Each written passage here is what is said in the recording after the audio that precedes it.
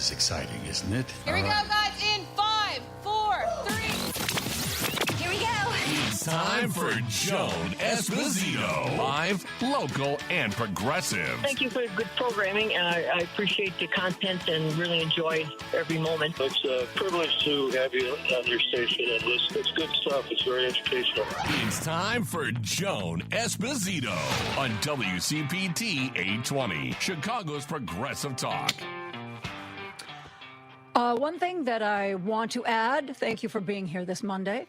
I want to add to the Associated Press, it was like this big, Clive Davis has died, and he knew Whitney Houston, and he launched the careers of, Barry Manilow and all these other people. And then, oh, by the way, Alan Greenspan died, and he gets like one sentence. Alan Greenspan was the head of the Fed for like 18 years. 18 and a half years, actually. Can you imagine that? It'd be like if Jerome Powell had stayed on for 18 and a half years. His view was that if you left the market alone, it would regulate itself, which we kind of discovered wasn't exactly true. He left the Fed after 18 and a half years. 2 years later, we had the financial crisis. Everybody up until that point thought he was a genius. After that, they were like, what do you mean the markets will take care of themselves and regulate themselves? Obviously, that's not true. Also, some of you may remember who his wife was, Andrea Mitchell. Andrea Mitchell, who was a journalist for NBC News for about 1,000 years. She is still alive.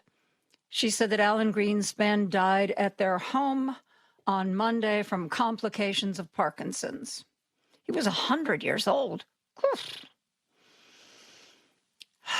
She said he was a giant of a man who helped shape U.S. economy for decades under presidents of both parties, but was always honest in acknowledging his mistakes. Alan Greenspan was a very big deal for a very long time. And I'm just telling you, Associated Press, he deserved more than just simply one sentence. And yes, maybe Clive Davis is a lot more exciting. Woohoo! Whitney Houston, woo! And I'm not saying that's not true. But Alan Greenspan deserved more than simply one sentence. And now, ladies and gentlemen, he has received that. Today is another one of those choose your adventure days. We seem to be having a lot of those. Have you noticed that? Before we get into that, I do want to point out that, remember when we had William Campbell on, and he told us that Keir Starmer was going to be out and that Andy Burnham was going to be in? William Campbell knows from whence he speaks. Keir Starmer is out. He has resigned. And one of the things that was keeping Andy Burnham from that job was the fact that he wasn't a member of Parliament. Well, he has become a member of Parliament. And, look at your watch. Very, very, very, very shortly, Andy Burnham is going to be the next UK Prime Minister. William Campbell, you heard it here first. Everything he said has come to be. I know. We need to get to Iran. On Saturday, my good friend Joe Brancatelli, who writes the business travel newsletter Joe sent me, he summed up the situation with Iran on Saturday night. And honestly, there's not much of a difference right now. This is what he wrote. It's nearly impossible to figure out what's happening in the Middle East just now. Israel and Hezbollah continue to fight overnight, then reach a ceasefire in the morning, which is promptly ignored. Iran has used the continued fighting to announce that it closed the Strait of Hormuz again. The United States, however, says ships are moving. Vice President Vance, at least, is moving. He's on his way to Switzerland to talk to, well, that's not exactly clear. The upcoming talks are being called technical. And there's apparently a website called HormuzStraitMonitor.com. That website reports that as of Saturday night, no ships had passed through the Strait of Hormuz in the previous 24 hours. Okay, you got that? On the Wall Street, or no, what am I reading? New York Times here. New York Times is saying of Vance's trip, yes, Vance got on that bus and he went to Switzerland. That vice presidential bus went to Switzerland, sat down with the Iranians, and according to reporting in the Wall Street Journal, these first talks focused on topics that were supposed to already have been settled. No new ground broken here. Let's go back over what we've already agreed to. How to enforce a ceasefire between Israel and Hezbollah in Lebanon, and how to ensure that shipping traffic flows through the Strait of Hormuz. That's what they talked about, according to the New York Times. Those are two issues that we were told had already been settled, agreed to. Not a problem. Moving on. But everybody was very happy. Oh, yes, it was terrific. Oh, it was good talks. We're going to have more good talks. Even J.D. Vance said, oh, it was a very, very good day. We made a lot of good progress. Really going over things that were supposedly already decided? How is that progress? That might be good, but it's not necessarily progress. So, again, we have a situation where J.D. Vance and our government is saying we did this, this, and this. And Iran is saying, well, not necessarily. We did not necessarily do those things. You might be mistaken there. So, again, choose your adventure. Who do you want to believe? Israel says it's still holding the truce. Okie dokie. Isn't it interesting that we have three governments telling us what is going on, and we really can't put complete faith in any of them? Oh, and by the way, J.D. Vance wasn't the only one sent to Switzerland. Come on, you know who it is. It's Jared. I think Jared is there to make sure that in any peace deal, he gets some sort of real estate cut. You know, don't you think? Come on. You know it's true. Jared, looking over J.D. Vance's shoulder. J.D. Vance being stuck with an absolutely no-win situation. If an agreement is reached and people decide, like the memorandum, and everybody's saying, you know, Trump just gave in, Trump just gave in. If there is a deal reached and people are saying the same thing, guess who's going to take the fall for it? Donald Trump's already said. You'd like to think that this guy was joking. You really would. Donald Trump said last week, if it falls apart, it's going to be Vance's fault. If we get a successful deal, it will be my doing.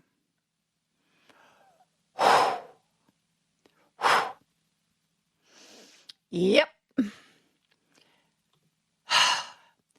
Senator Cory Booker was on Meet the Press. You're going to hear a man's voice, not Kristen Welker, because Garrett Hake was filling in for her. Cory Booker talked about Iran. First, let me share with you what Cory Booker thinks of this Iran deal. Listen to this.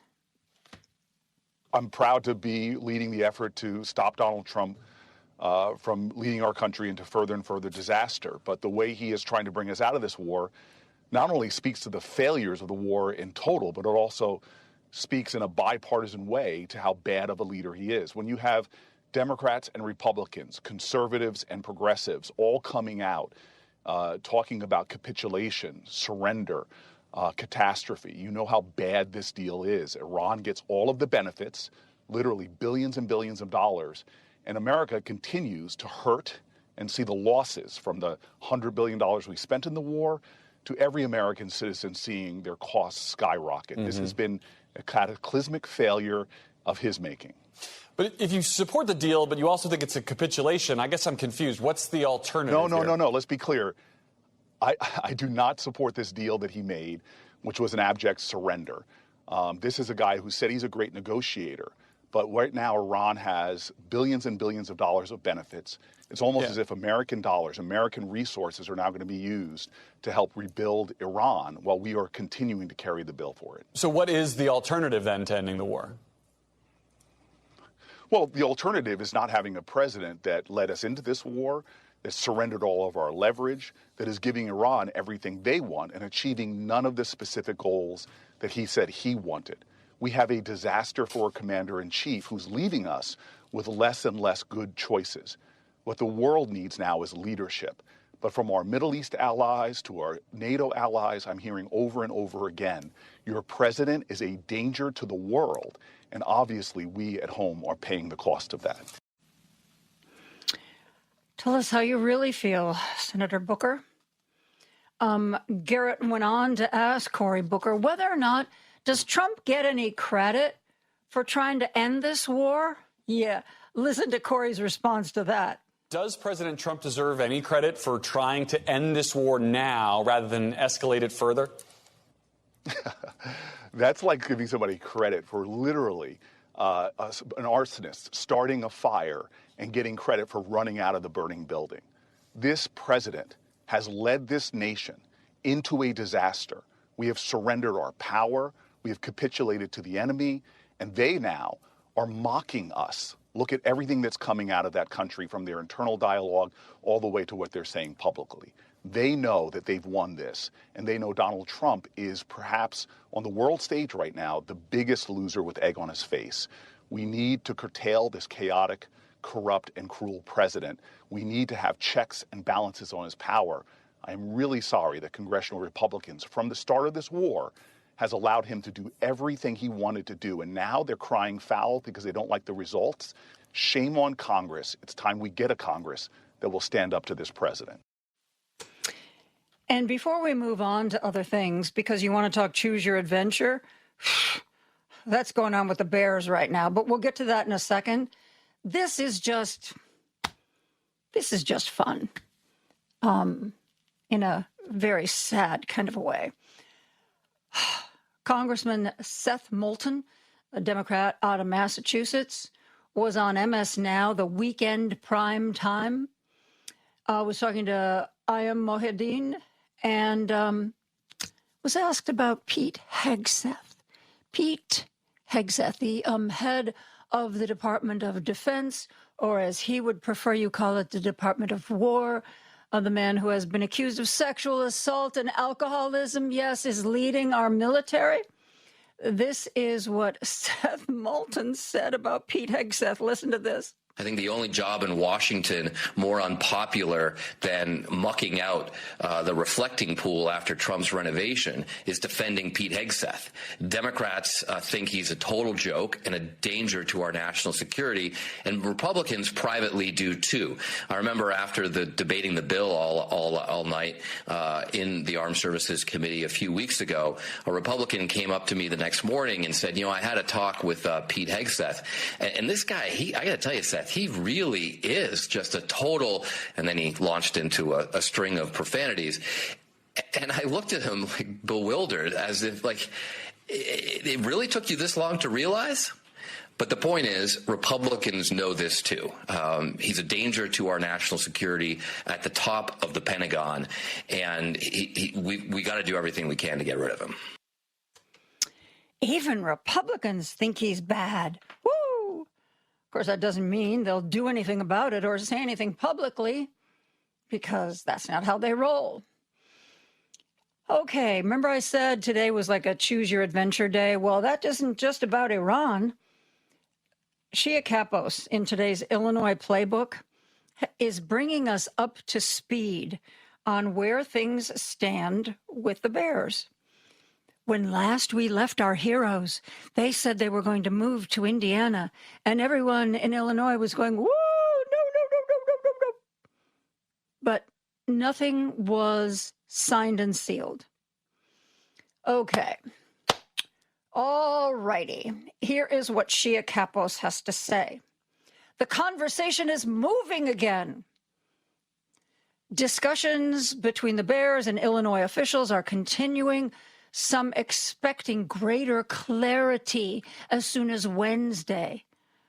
Okay, I guess as of Wednesday, we will not be choosing our adventure, but we will have greater clarity. And here's the weird thing. Governor Pritzker said there's not going to be a special session of the legislature unless there's a deal in place and legislation that everybody's ready to sign off on. The Bears themselves have been asked to help write that legislation.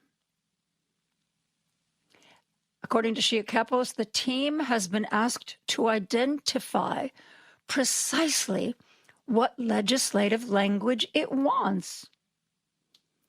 Okie dokie. Cam Buckner said, you don't call a special session to drop a flight plan, you call a special session to land the plane. And apparently, whatever that legislation is, at least some of it will have been written by the Bears themselves, which just seems very odd to me. Very odd to me. I mean, if I had a company and I was trying to get a deal with the state of Illinois and it required some sort of legislative okay, do you think those legislators would come to me and say, oh, yeah, this deal is going to regulate you and determine, where you go and when you go and how you grow? Would you help us write it? I don't think that's how it would work. And part of the reason why it's choose your own adventure is because now everybody's getting into the act. Curtis Tarver II, who is a state rep from Chicago, has an idea that he thinks might keep the Bears. Forget about, the current lakefront situation. Tell the Bears we have a massive redevelopment site at the former Southworks site on the southeast side. The Bears should look at that. Okay, yeah, that's part of where the quantum mechanics place is going to go. But apparently the feeling is there's plenty of room for the Bears and their restaurants and their entertainment facilities and their hotels that they all want. And Southwest Suburban McCook has its own proposal. McCook Mayor Terrence Carr and Village Clerk Ken Lyons went directly to the Bears. They went to Hallis Hall to hand their proposal. They want the Bears to consider 150 acres of former quarry land near Interstates 55 and 294. Okie doke. Oh, and by the way, Indiana's still in the mix. They're still in the mix. So, our Bears expert is back in the studio. It is Paul Shivari. Paul, what do you think of all this? It's like, hey, Paul, let's have WCPT put in a bid for the Bears. Yeah, right. If we had the land, maybe we could do it. I don't, and I think the issue that everyone's missing on this, that McCook and Tarver are missing, is that there's already land. That's not the issue at play. It's, can the Bears get the support they need to build infrastructure for the stadium that they want to buy and that entertainment district? And I think as far as Illinois is concerned, it's who's going to close the gap in between, where does that infrastructure end and where does it begin with the Bears with their own site development that they'll own? And I think until they sell Arlington Park, that's still a favorite place for them to build. But I still think if Indiana can get it together, they could really put out, something that might actually lure the Bears over there. But I still think while Indiana seems to be further along in terms of enthusiasm, it's always going to be Arlington Park until the Bears decide that they want to develop something differently there or sell it.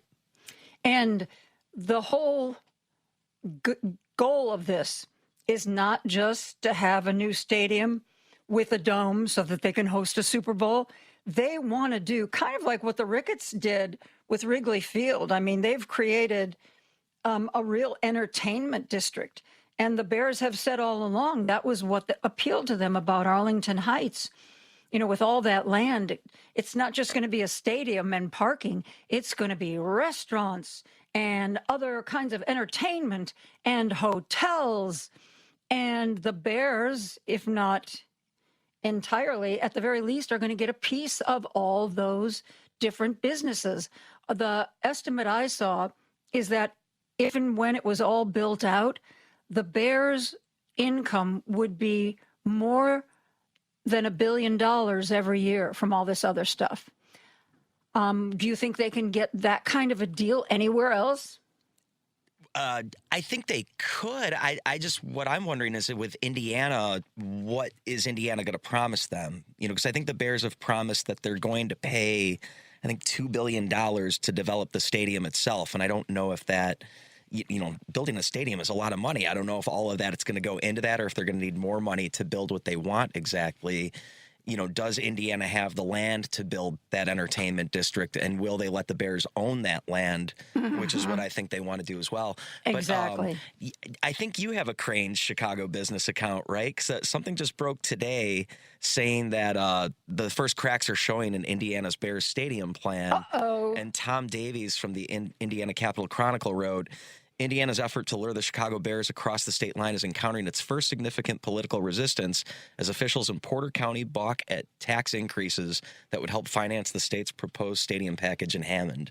So, I mean, as much as people want to say that Hammond is a guaranteed thing, there's still hurdles that they need to overcome that in some ways they've kind of overcome in Arlington Heights in terms of what the local school district wants to do with the Bears in terms of a tax agreement. They just need the state to sign off on it / give them a bunch of money to make sure that the roads and the sewers and all that stuff is ready to go for their big, beautiful stadium development. And what do you think? Shia Kapos apparently reached out to Brian Urlacher, and he said, I don't like the idea of them playing in a dome anywhere. The former Bears linebacker argues the team's biggest advantage has always been its ability to play in the cold. And that's just one player's opinion, but it's interesting, I'd be curious what other Chicago Bears players say, 'cause there's always been that sort of maybe whether it's true or not, the fact that it's bare weather, it's cold weather, that you play in the elements and maybe that gives them an advantage. Two of the teams in their division play in domes in Minnesota and Detroit. So, perhaps that gives them an edge, them and the Green Bay Packers also outdoor games. I don't have an opinion one way or the other on whether they should play on turf or grass or outdoors or indoors, but it seems that logically, if this area is going to build something new, including involving taxpayers and the legislature, a dome stadium would make sense in the sense that would transition Chicago at least into a stadium that can host those types of events that they couldn't host before. Yeah, and I don't think there are too many concert goers that want to sit in Soldier Field in January to hear somebody sing. Yeah. And it makes me curious as to what would happen to Soldier Field. Regardless, I don't think they're going to stay there. So, what does the Park District do with it? And does it make sense to have a giant stadium, when you have no major team to play there? These are all good questions. They should be talking to you, Paul Shivari. I'm sure these are things that are being talked about in back rooms, but this is one of the messiest situations I've ever seen. And it's crazy to think that the Chicago Fire basically figured out an entire situation and might build their stadium and be finished with it and playing in it by the time the Bears break ground. Yep. Paul, thank you so much for bringing your expertise to the Bears situation. We are going to take a break. The phone lines are open, 773-763-9278, 773-763-WCPT. We will be back with your calls and texts right after this. Joan Esposito, live, local, and progressive on WCPT 820. Got a couple of texts about the Bears. I like this one. Tell the Bears to fund health care coverage for the whole city for the next 15 years, and we'll build a stadium for you. They'll say no, but it's an attempt at a compromise, or maybe even tell them to pay it for 20 years. By the way, Urlacher is dumb, but he's right. I apologize to Brian Urlacher. I don't know him. I'm just reading the texts as they come in. And here's another one. This one's kind of for you, Paul. Hi, Joan and Paul. That Bears weather nonsense went out the window years ago. They got beat by a dome team, LA Rams, last year in Chicago in January. And way back in 1988, the San Francisco 49ers smoked them in Soldier Field in January as well. Paul, you are a statistics man, and I suppose that you recall both of these or know about both of these? You know, I was being talked to by your producer at this point, so I missed entirely what you set up. Oh, okay. Well, somebody texted in to say that the whole idea of being out in cold weather gives us an advantage is not true, and lists a couple of things that prove that it's not true. Times when warm weather dome teams smoked us in the middle of January in Soldier Field. Yeah, I mean, I could agree to that. I don't have the numbers to back it up, but I mean, all of these guys are professional athletes, and, you know, there's some guys play in cold weather at other places. Some guys come from cold weather. Some guys don't come from cold weather. So I don't see how it's an advantage nowadays in the NFL. Maybe 60 years ago, 70 years ago, but not now. Somebody else suggested if the Bears leave Soldier Field, turn it over to the Field Museum for an expansion as a science center. The field attracts a lot of tourists year-round. Expand on that idea and generate more jobs. I like that idea. A science center. Well, that's certainly big enough. We could have some serious science experiments in there. Let's go to the phone lines. Our good friend Jim is on the line from Chicago. Hey, Jim, how are you? Hi, Joan. This is so embarrassing. This whole negotiation is so embarrassing. I can't even stand it. The Iranians land with that plane with the emblem of the 160 school children blown to pieces, just to emphasize that. And we have no way of – the problem with this is they had a negotiator from the first negotiation with Iran. And he said what happened in this deal was the whole economy, the whole world economy took a bullet to the chest that has a sucking sound in its chest. In other words, we cannot operate without this Strait of Hormuz. We just can't operate without it. With 20% of all goods and oil go through it. That's 20%. It's like if your circulation is cut off by 20%, you wouldn't last too long. Mm-hmm. So they know they have to come to some agreement with this. And Netanyahu, for some reason, they can't get through his thick skull. Can he stop bombing for at least 6 months or 3 days or something just to get the deal through? I mean, what is going on here? These are the most incompetent people. I've never seen a group between Putin, Netanyahu, and Trump. And, you know, and not only that, but what about I like to hear the history of the atomic bomb in India and Pakistan. Were we really aware of those bombs? Or I think Pakistan went in another direction and got the bomb. The point is, everybody's going to get a bomb. If this is the way we're going to operate, if we can't be civilized enough to use diplomacy, everybody's going to need a bomb. And this is, really? I mean it, Joan. We're speeding toward that. I mean, I think North Korea, they mentioned that they've got about 60 now. How many do they? You don't need that many. You don't need thousands of these things. It only takes a few to end the civilization. So anyway, as far as the vice president, he doesn't know what he's doing. He has no idea what he's doing. And why they send Kushner? The Iranians said we didn't want to see Kushner or Witkoff. We didn't want to see him. They said it early on a month ago, or maybe they didn't want to see those guys. You know what I mean? Because they really don't know what they're doing. You know, so I mean, we had absolutely professional negotiators, Joan, that were schooled in negotiating. And those negotiators took 2 years, more than 2 years to get a deal. And J.D. Vance, with Jared Kushner over his shoulder like a ghost, is supposed to get a deal in 60 days. Even the New York Times just updated their headline. U.S. eases sanctions on Iranian oil, but progress on nuclear issues is muddy. Muddy, I tell you. Yeah, well, sure, it's always going to be muddy because every country in the world is going to be looking for an atomic bomb. But what kills me is Trump is sabotaging the thing from that insane machine he has, you know, tweeting out about 14 hours a night when he isn't on Ritalin and tweeting out that, you know, he's sabotaging the negotiations while crazy his vice president's there trying to nail something down. I mean, it's absurd. And Netanyahu has no intention to stop killing people in those areas. I don't know. I don't see. But the press coverage is so poor that I never seen anything so bad because no journalist can get into Lebanon or Palestine. And then we have the CIA working in Iran to overthrow their government, and the Israelis have their intelligence, you know, trying to throw the Iranian government over. But it's 91 billion. I have no problem with Iran. I don't know what is the deal here. And as far as nuclear, they keep bringing that up. That's been going on for Pete's sake since first of all, they had a democratic government in Iran. We got rid of it. We snuck in there and put the Shah in there.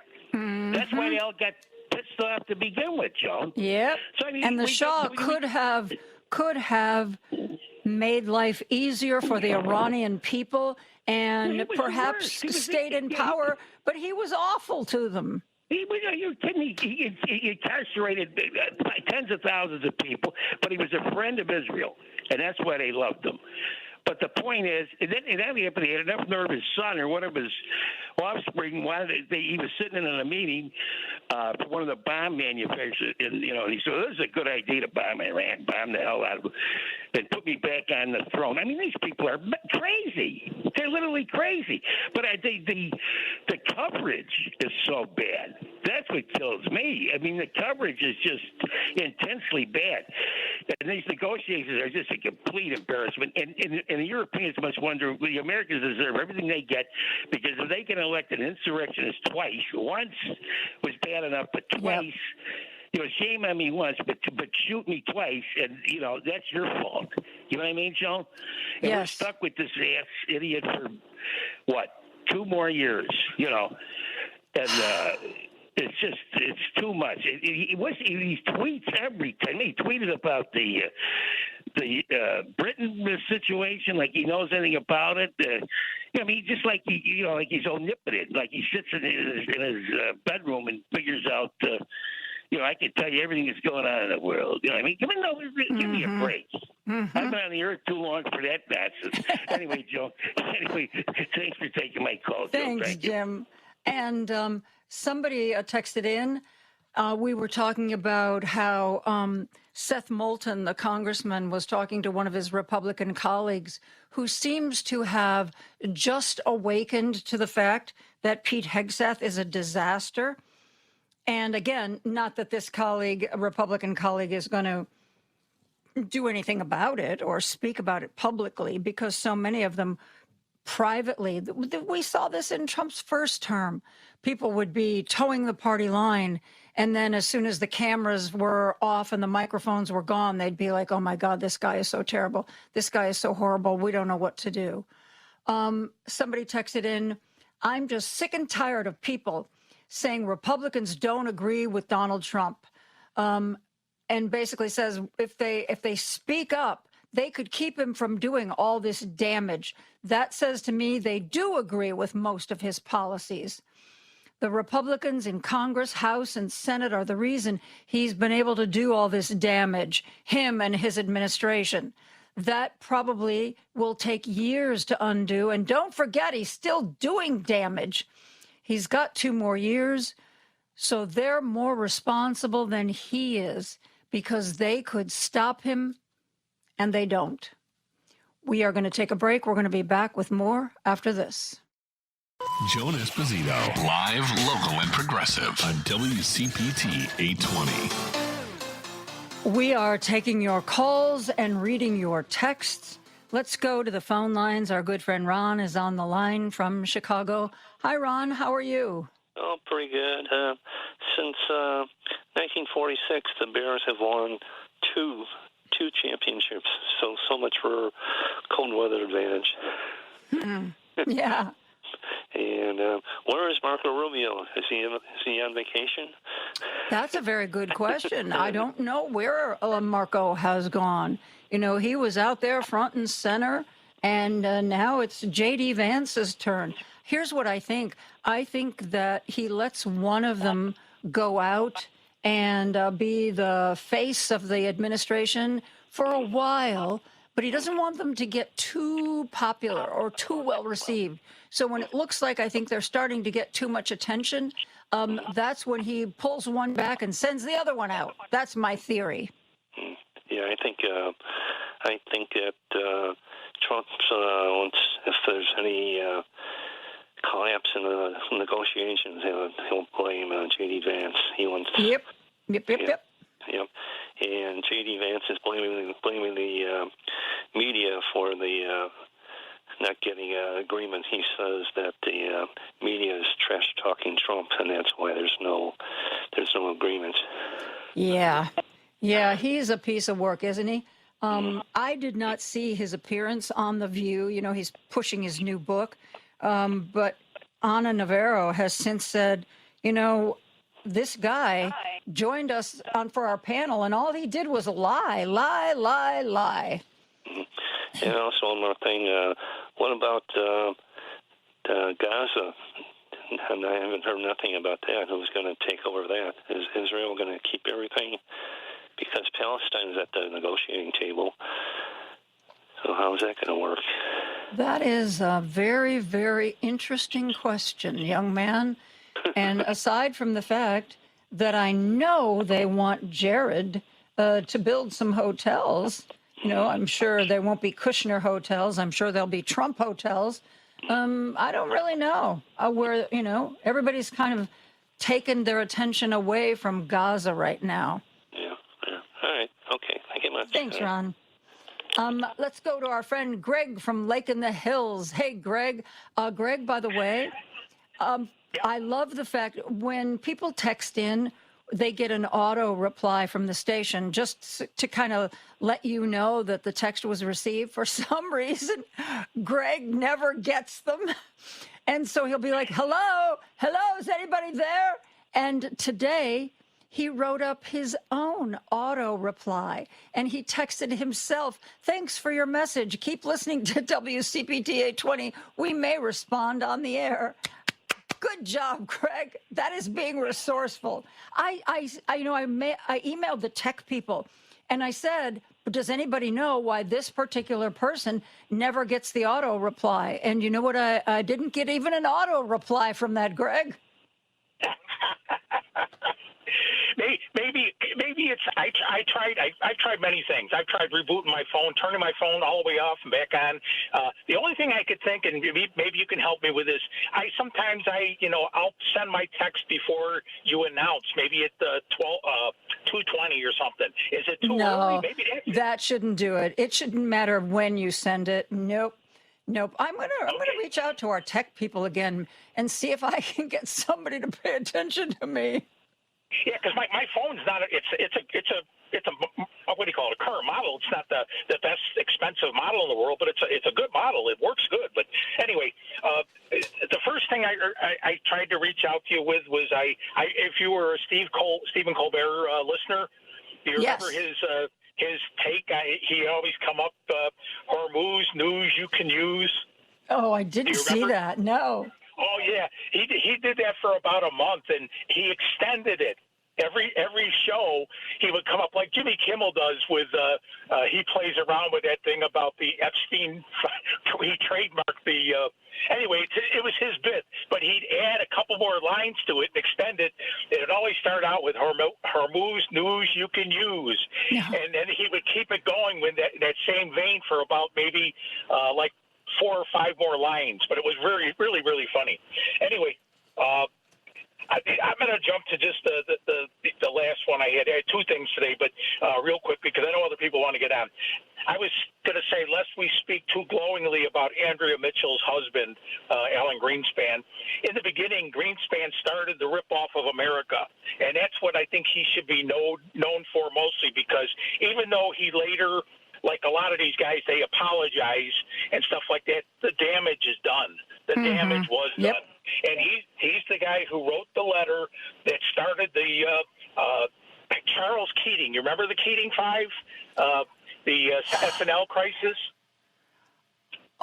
You're talking about 85 or $2008? 85. No, yeah, I was too young then to remember. Oh yeah, I forgot. But in 1985, he wrote the letter for Charles Keating, Greenspan did, and it basically said that the Lincoln Savings and Loan was a good thing, and then of course it just collapsed after that. It was the biggest at that time. It cost taxpayers roughly $3 billion. It marked the largest failure of the SNL crisis. And the thing is that's important to know is, and this is my last point, is what they did to deal with all the losses that were triggered by that one there, because there was lots and lots of losses, like that $3 billion that he was talking about there. They used that same methodology to, and I forgot what they called it, but that's the same methodology that they developed there to make everybody whole and sell off all these things, these what do you call them? The loans. They would package them and sell them off, so that the risk was reduced to the individual investors from there on. That same methodology was used in the 2008 crash, which was another one like Greenspan did, and not that I'm saying he did, but it was definitely manufactured by the Republicans to further destroy our economy. And you can say I'm a Democrat. No. They did it. They destroyed our. Every time they get in there. Yeah, like the New York Times said, everybody really admired him at the time, but within 2 years of his departure was when everything crashed, and people looked back at what Greenspan did and they were like, dude, all the ideas you had, all the things you did were wrong. So yeah. Yeah, he too little, too late. Kindly. He shouldn't be remembered kindly. I'm sorry. I always disliked Andrea Mitchell from that point in time after when I realized that she was married to the guy. And that's unfair. I know that's one of my parts of my life that I'm probably not fair on. But and who am I anyway? But anyway, that's all I had to say, Joan. Thank you for taking my call. Thank you so much for calling. Let us go back to the phone lines. Our good friend Dave is on the line from Hoffman Estates. Hello, Dave. Hey, Joan. To tag on about Greenspan, wasn't he the father of trickle-down economics? Well, I don't know. I associate that with Reagan, but maybe Reagan got it from him. I'm not sure. Because I thought he was the guy for about 5 presidents. Yeah. He was there for 18 and a half years. Yeah. And, anniversary today. A year ago today, the U.S. forces used bunker buster bombs and cruise missiles to attack 2 underground uranium enrichment plants in Iran, seeking to deliver a knockout blow to Iran's nuclear program. Remember, they're supposed to obliterate it? Yeah, we knocked it out back then. We knocked it out when we started the war. We knocked it out a week or 2 later. We knocked it out a week or 2 after that. It's got to be knocked out by now, Dave. Yeah, and with like with Kushner, why don't they send him over to Albania, him and Ivanka? Well, they're not having a lot of luck in Albania. For those of you who don't know what we're talking about, Jared and Ivanka, there's this island off the coast of Albania, and Jared and Ivanka want to develop it into some sort of high-class resort. And Ivanka tells this story about how, they were in their yacht and they dropped anchor and they swam to this island and they hiked and they were just so amazed by the beauty. They decided that this was where they wanted to put a hotel. And it's come to light. That was the island was used as a military location, and there are bunkers all over the island. And apparently, they go so deep that it's been described as an entire city underground. Wow. And so now people are thinking that Jared and Ivanka want to sell places to really rich people where they can hide if there's the apocalypse. Oh, and yeah, because I seen something where they were showing a bunch of these Albanians. There was some like house trailer thing up on this top of this mountaintop or hill. It was supposed to be tied in with Kushner thing, whatever, and they had pushed it. They shoved it over the edge of that mountaintop.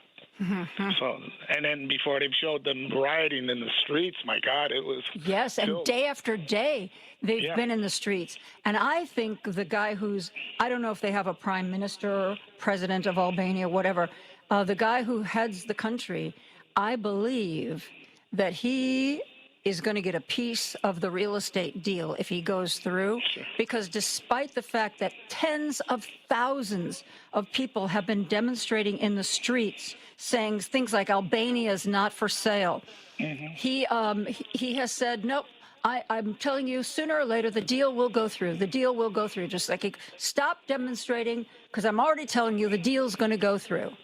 Yeah. Hey, Joan, did you see that story, too, that the Washington Post had broke about this, where Tulsi Gabbard taking a lot of the political directives from a 78-year-old cult leader?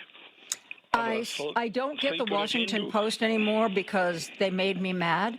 But I did see somebody else, one of my media newsletters said that there was a great story. I guess it broke over the weekend about how Tulsi Gabbard had this spiritual guru. And a lot of the implication was a lot of the decisions that she made in conjunction with the spiritual guru. Reminds me, remember when Nancy Reagan was accused of using an astrologer to decide whether or not her husband would go on a particular trip or be out in public? Yeah. And, well, I think Hitler used an astrologer, too, if I recall right. So. I can't remember.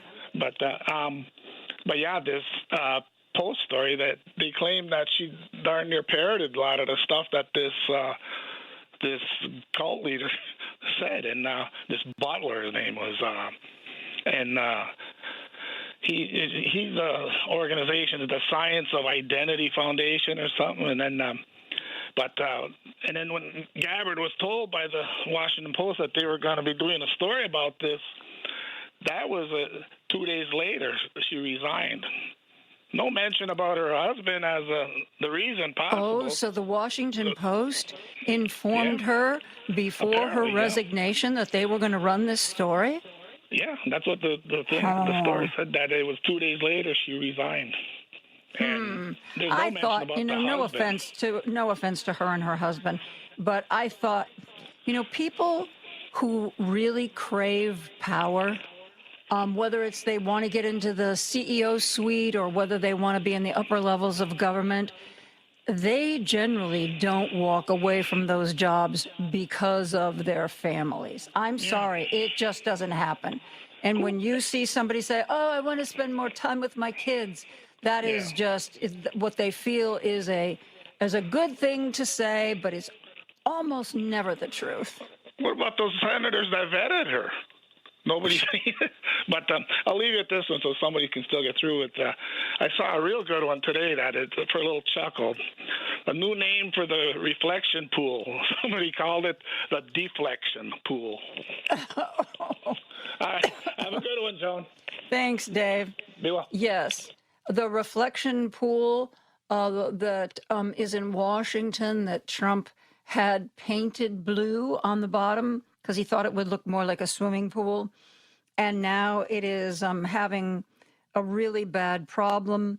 not just with the algae, because sometimes even the previous pool had algae, but the blue paint is coming up in big chunks and floating to the surface. And a few people were picking up the pieces and posting on social media. So now apparently the Baltimore police, or it doesn't seem like they would have jurisdiction, but that was what I heard in a news report, are patrolling. And if they see you pick up a chunk of floating blue paint, they will charge you with a misdemeanor. So you can actually, you can get charged by the police, because the last thing you want to do is embarrass the Trump administration, right? Oh, let's take a break for news. We'll be back with so much after this. Now back to Joan Esposito, live, local, and progressive on WCPT 820. June is known for things other than Father's Day. June is generally when we get all of the Supreme Court decisions that have been hanging in the air, things that haven't been announced previously. I can't keep up with the Supreme Court these days between their regular cases that they hear and the shadow docket. It just seems like this is a very activist court. So we need to find out, though, what we should be paying attention to and what decisions we should be looking for. Welcome, Steve Schwinn, professor of law, University of Illinois, Chicago School of Law.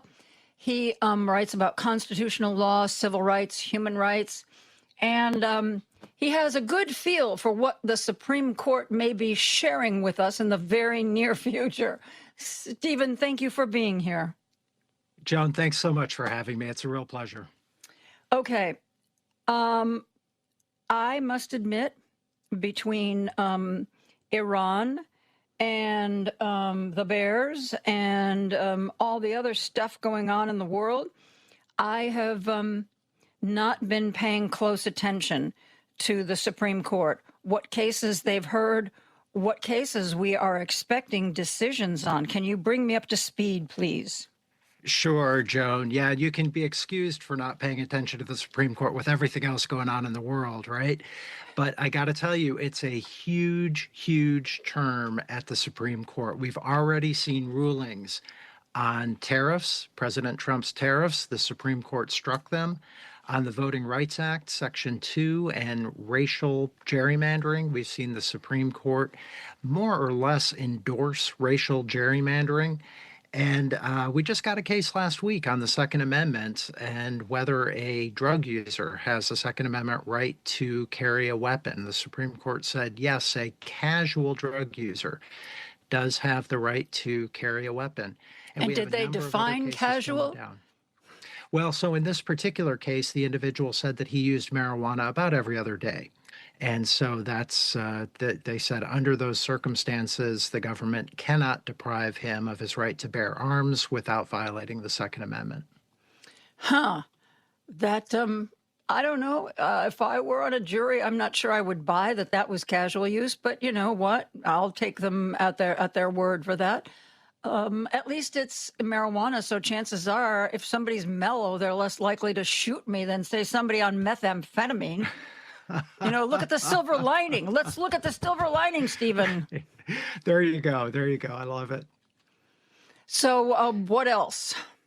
Well, we've got some big cases coming up. So the real big one that I think almost everybody has their eyes on is birthright citizenship. You'll remember that President Trump purported to revoke birthright citizenship, basically redefining it in a way that we had never understood birthright citizenship in our entire country's history. And so that's now before the Supreme Court. We do expect that ruling this week or maybe next week. We'll see.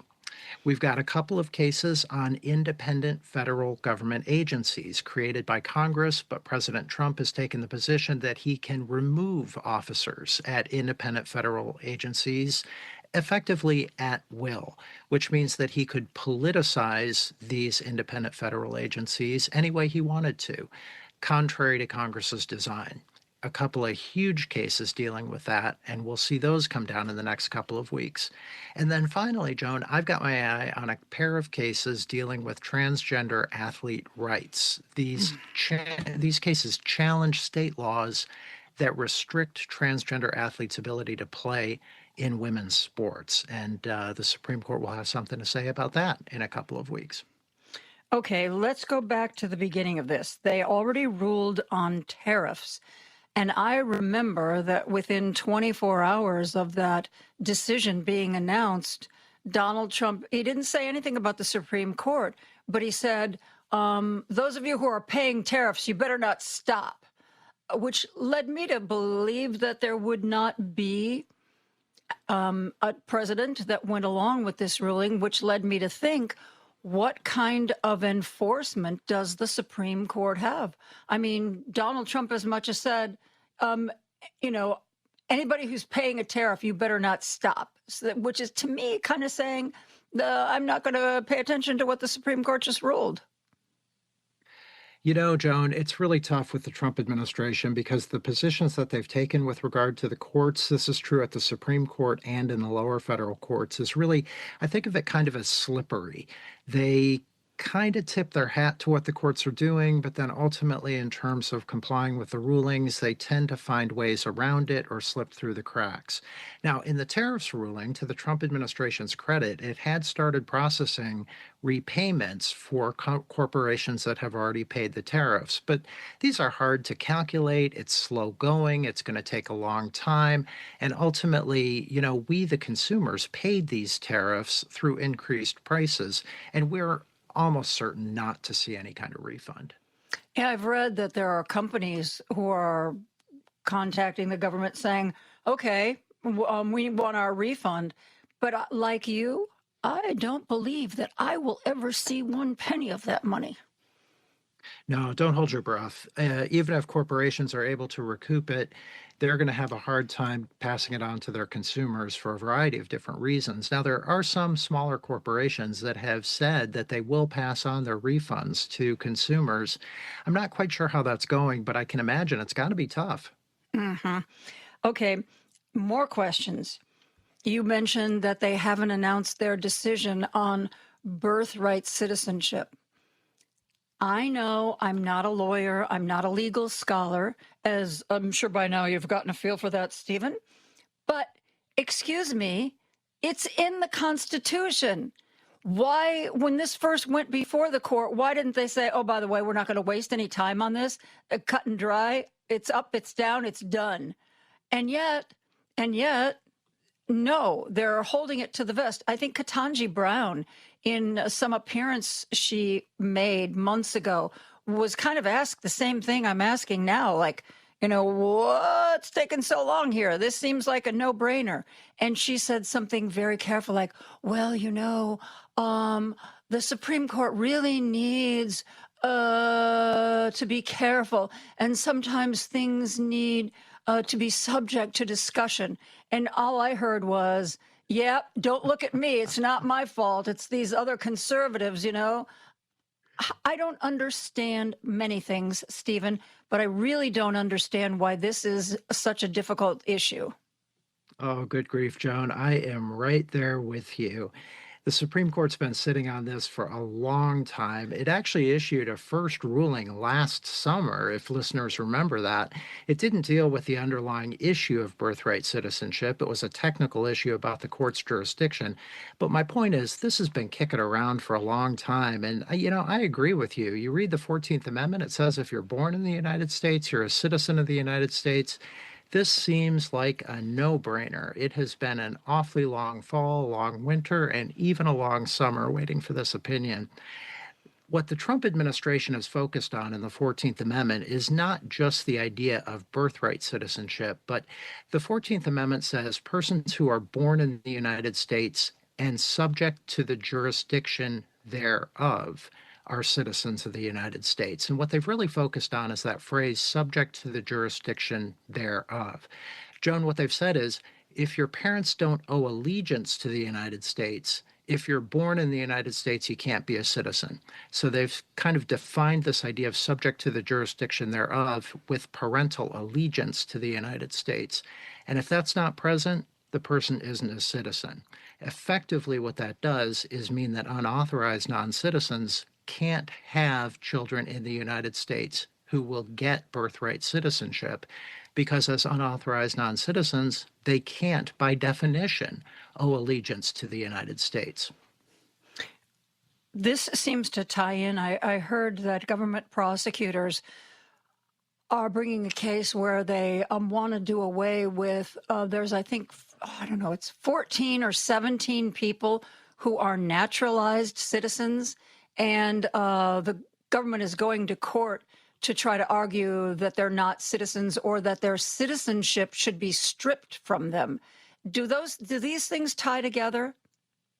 Well, they tie together under the broader heading of immigration enforcement. We've seen this come to the Supreme Court and the lower federal courts in a lot of different shades and varieties. The Supreme Court is going to rule on birthright citizenship. It's got a couple of other immigration-related cases on its docket, and one that it not too long ago decided. If you remember from December, the court on its shadow docket said that President Trump lacked authority to deploy the National Guard to Chicago, to the court's credit.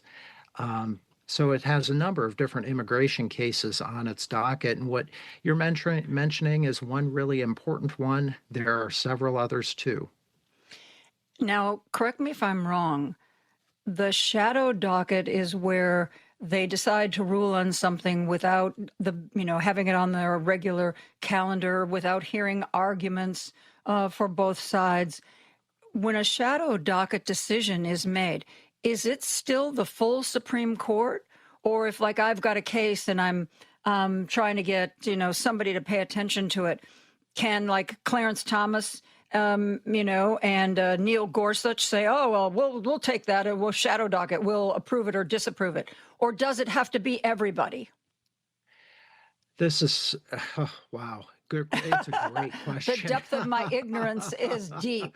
No, Joan, not at all. I mean, what you're asking is a super important question that's really actually hard to kind of put your finger on. And the reason why is because everything is mysterious about the court's shadow docket. And yet increasingly, the court is doing more and more important work on the shadow docket, literally in the shadows, out of public eye, without us understanding or knowing what it's doing. So the question you ask is a really important one. Now, in the ordinary course of things, a single justice can rule on a petition from a plaintiff or a defendant, from a litigant, appealing a lower court decision in the kind of interim on this shadow docket. But what the court's practice has become more recently is to deal with really important cases on the shadow docket and refer it to the entire court. Now, the thing is, at that point, the court does not get full briefing on the cases, so the parties don't get an opportunity to present their arguments in writing to the court. Friends of the court don't get an opportunity to present their arguments to the court, and there's no open oral argument before the justices on the shadow docket. And so what happens then is the court simply issues a ruling with maybe a sentence or two explanation of the ruling, and we have no idea what that means or what's going on. And worse yet, then the Supreme Court uses these shadow docket rulings as precedential for their own views on future cases and lower courts' views on future cases. So not only is all this behind the shadows and, kind of in the dark, but then the court treats these decisions as precedential. So it really just is a topsy-turvy kind of world. I'm trying to educate myself about the Supreme Court. It is rough going for me, probably rough going for Stephen Schwinn as well. He is a professor at the University of Illinois Chicago School of Law. We are going to continue my education right after a break. Don't turn that dial. A dangerous mistake to make. Joan Esposito, live, local, and progressive, returns right now on WCPT 820. Law professor Stephen Schwinn is here with me. He's from the University of Illinois Chicago School of Law. and we are going through some of the decisions that we are expecting or maybe have already gotten from the Supreme Court. You mentioned a decision on transgender athletes. Give me what that case is all about. Give me a description, please. Sure, you bet. So there actually are a couple of cases. One deals with an older woman who is a transgender athlete and wanted to run track and cross country at Boise State. The problem was that Idaho state law at the time said that transgender athletes cannot participate in female sports. The other case, there's a younger girl, a minor, who is transgender and wanted to participate in middle school sports, but her state, West Virginia, had a similar law that said that transgender athletes cannot participate in girls' sports. They both brought suits. They sued under Title IX, which says that institutions that receive federal funds for education can't discriminate by sex in their programming, and they sued under the Equal Protection Clause, which similarly says that you can't discriminate by sex. So the issues for the court are, do these state bans on transgender athletes, do they discriminate by sex in violation of Title IX, a statute, or the Constitutional Equal Protection Clause? And that decision we are expecting when? That could come down any time. So the Supreme Court scheduled decision days tomorrow and Thursday this week. They still have about 17 decisions to issue this term. So my guess is that they'll probably have to put some decision days on their calendar next week as well. And so this case could come down anytime this week or next week would be my guess.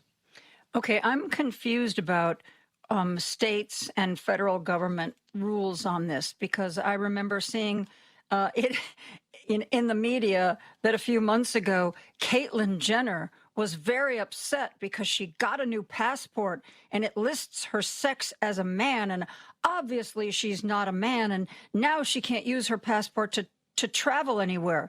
And she made a specific public request of Donald Trump that he allowed her to have a new passport reflecting her gender as a woman. So it seems like there are federal rules that are already going after trans people. So if the states, I'm confused about who is in charge here and who's in charge of what. Yeah, great question. So with regard to gender identification on passports, it's going to be the federal government. And more in the Trump administration, the federal government has inserted itself in these debates about transgender rights at the state level. So with regard to federal issues like the passport, for example, or participation in the military, for example, or federal employment discrimination law, the federal government gets to set the rules within the boundaries of the Constitution.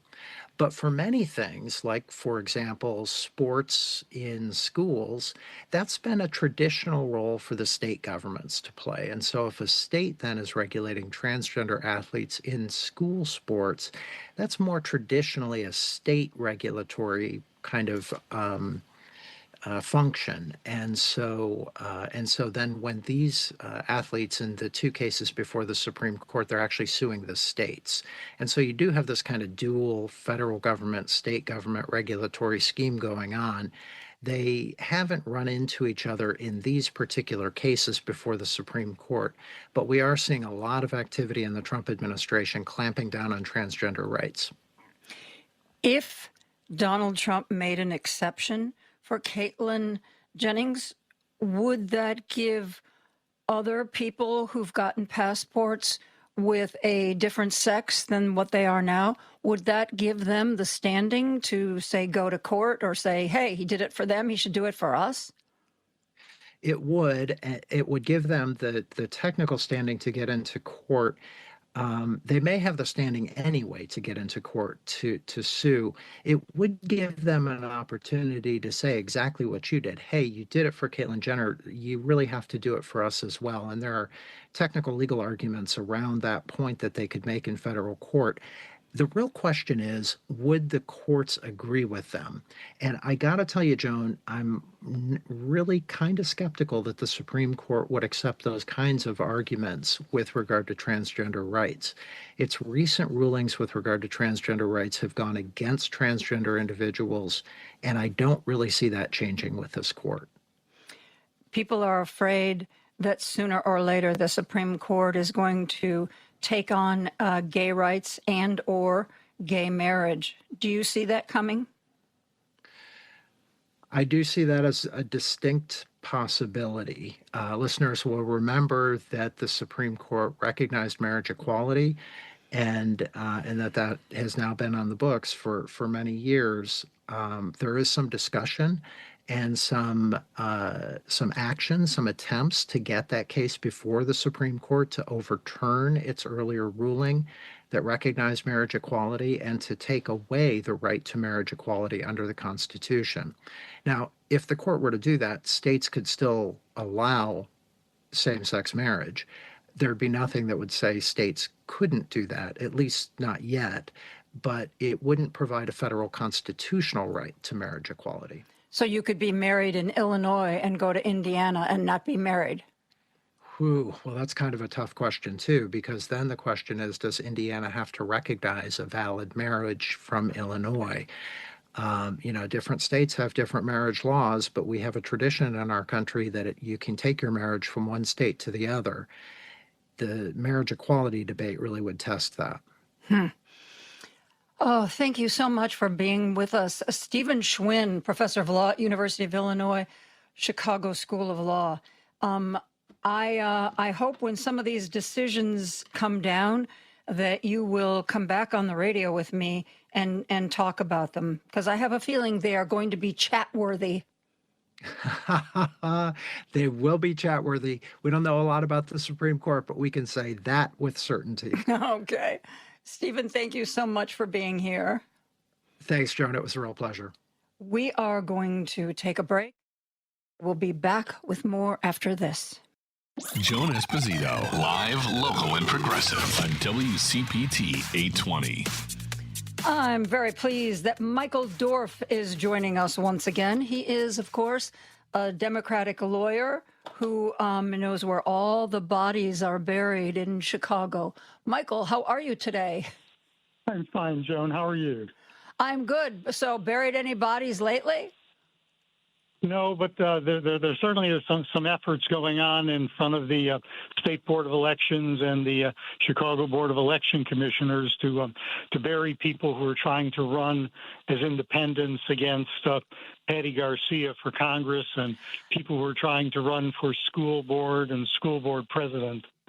I read a little bit about, well, not the school board stuff, but I read about the challengers to Patty Garcia and the fact that they were having a rough time. Explain to me and our listeners what's going on there. Well, independent candidates, well, first, everybody's mad at Chuy Garcia. Yes, we're all mad at Chuy Garcia. Has revoked any possible label of being a progressive because he maneuvered to get his chief of staff put on the ballot as the sole person on the ballot to run as a Democrat for the 4th Congressional District. So he resigned. He withdrew his candidacy the weekend before petitions were due. The only person he told about it was his chief of staff who had her petitions already. So lots of people are angry about that there wasn't a possibility of having a primary for the 4th Congressional District. So the only way to get on the ballot now was to run as an independent. And while people who run in parties like Democrats and Republicans only needed a few hundred signatures, people who run as independents need over 10,000 signatures. Why? Why is the burden so much higher? Well, the rationale is that if you run in a primary, you've got a battle. You've got to run for the election, and if they let people who are independents only have to have a few signatures, then in effect they could just jump into the general election without ever having to go through any battles the way primary candidates had to do. So there is a rationale, but the number of signatures that are required is so much greater than anybody running in the party. So anyway, so they have everybody who has run, and Byron Sigcho Lopez, who's an alderman, is running as an independent. Myra Macias, who's an activist, is running as an independent, and the Garcia people are challenging their petitions. And it's a hard thing to do, and it's really a shame that again that Chewy has decided that he's just going to select his successor without it being open for a real election. Anyway, both of these candidates are below the minimum right now. They're both trying to get back on the ballot by submitting affidavits from people who say, no, that really is my signature on the ballot. And it's playing out in front of the State Board of Elections right now. Wow, that sounds like not only an onerous process, but an expensive one. It's a very expensive process. You need to besides what it took to get that number of signatures in your petitions, and you can't just do the 10,000. You need to get up to 17,000 signatures in order to stay. But you're getting whatever it's costing for you for circulators, and then when you're in the challenges, people going out to get affidavits. It's a major effort, and it's one that is certainly helping the Garcia campaign be the sole Democrat on the ballot, which in Chicago means that person is going to win in November. Wow. So how do you see, or when do you see this matter resolving? In the next couple of weeks. Right now, both the Sigcho Lopez and the Macias campaigns are getting ready for hearings in front of hearing officers at the state board to prove that they do have enough signatures. And that's a process that's going to go over several days. Then it goes to the State Board of Elections for them to make a decision, and then finally it could get appealed to circuit court. It'll be a while, but there's a lot of time before the November election to get these things done.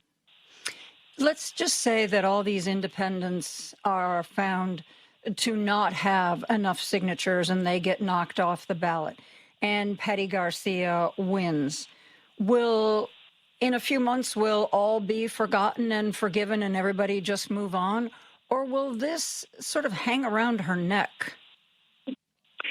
It's going to hang around her neck, I think, in the sense that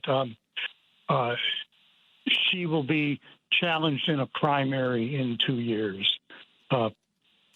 And people will bring up the fact that they will accuse her of having basically cheated the process. Right, and one of the things that happened, Chewy got censured by the House of Representatives for doing it the way he did, and Democrats joined on as well as Republicans in just saying this isn't the way you're supposed to run an election. Wow. I know that this is when this first came to light and people were all outraged, and it was reported that Chewy's not the first person to have done that. But the way I saw people looking at it was Chewy was supposed to be better than this. Chewy wasn't supposed to be just another machine politician, grinding out victories any way he could. Would you say that's part of the blowback here? I think so, and that's been happening for a couple of years. And, it's well known that Chewy worked with J.B. Pritzker to kick Robin Kelly off as chair of the Illinois Democratic Party, and one of the things that Chewy apparently said in front of public public group was that the reason he did that was so that Pritzker would support him if he decided to run for mayor again. And so Chewy is not the person who we thought he was years ago. Wow. But you know what? He's at the end of his career. He's not going to run for anything. Maybe he just doesn't care anymore. Yeah, and that would be a shame because when he first came on the scene, when he ran against Rahm for mayor, he really was the receptacle for the hopes of a lot of progressives, and it's just sad to see that's gone away. Yeah.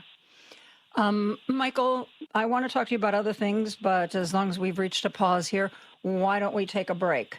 Talking to Michael Dorf, maybe we can pressure him into coming up with the potential mayoral candidate he's going to rep. I don't know. He's slipped out of my grasp before, but we're going to take a break and see what we can get when we come right back after this.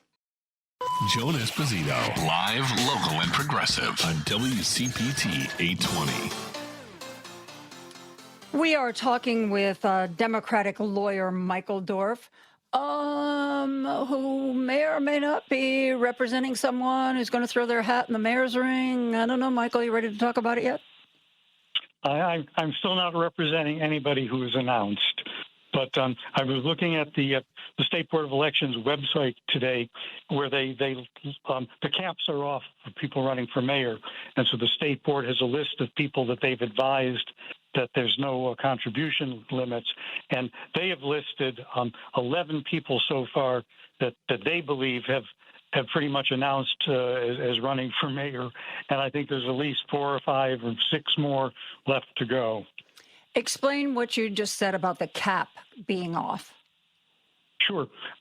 There are contribution limits for all races when you're running for office.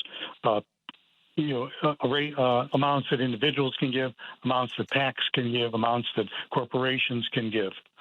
However, if a candidate self-funds and gives themselves enough money at a certain point, then that person breaks the contribution limits for everybody else who's running for that office.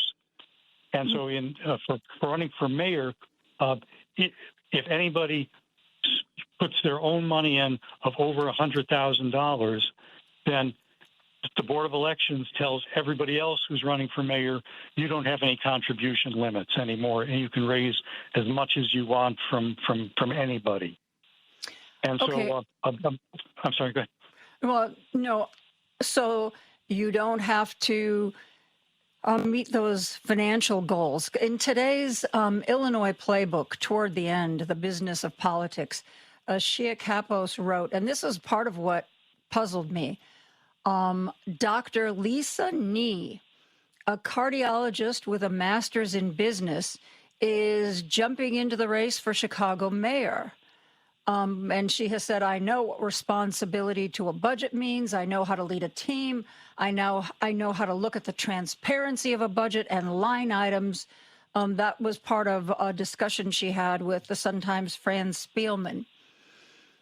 You know, God love her, I guess, for putting herself out there.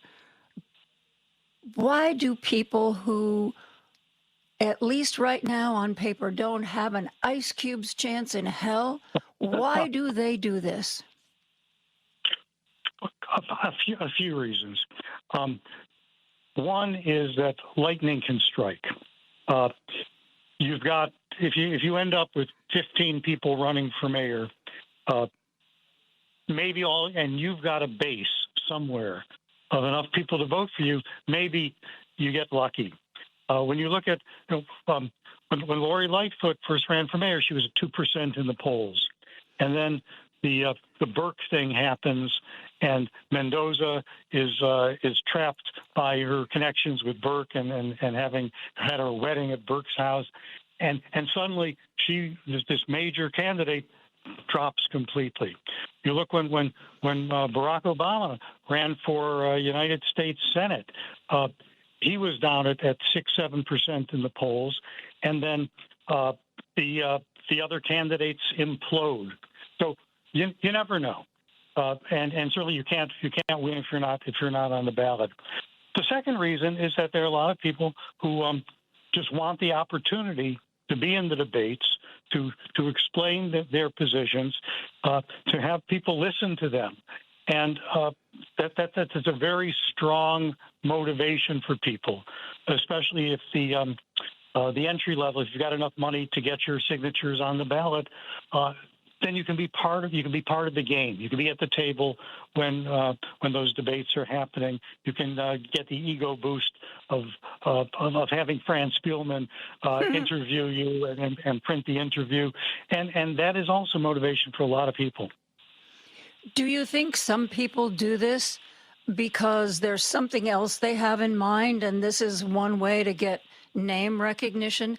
I've always suspected that some people get into a high-profile race to raise their profile, whether they feel it will help them in whatever business they do. Maybe they're a consultant and they want, more clients, or maybe there's another lesser political race that they've had their eye on and they figure this will, that they'll already be a leg up if they do this. Do you think that's part of it?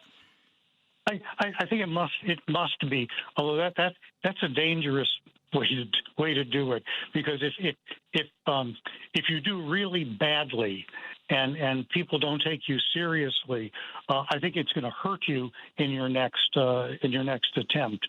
So you really need, if you're going to jump in order to run for something else later, you better have a very serious campaign and do well enough in terms of showing your fundraising, showing your support, that people will take a look at you for something else. But, if let's say you wanted to run for state rep or state senator, and, you've never been in politics, nobody knows who you are.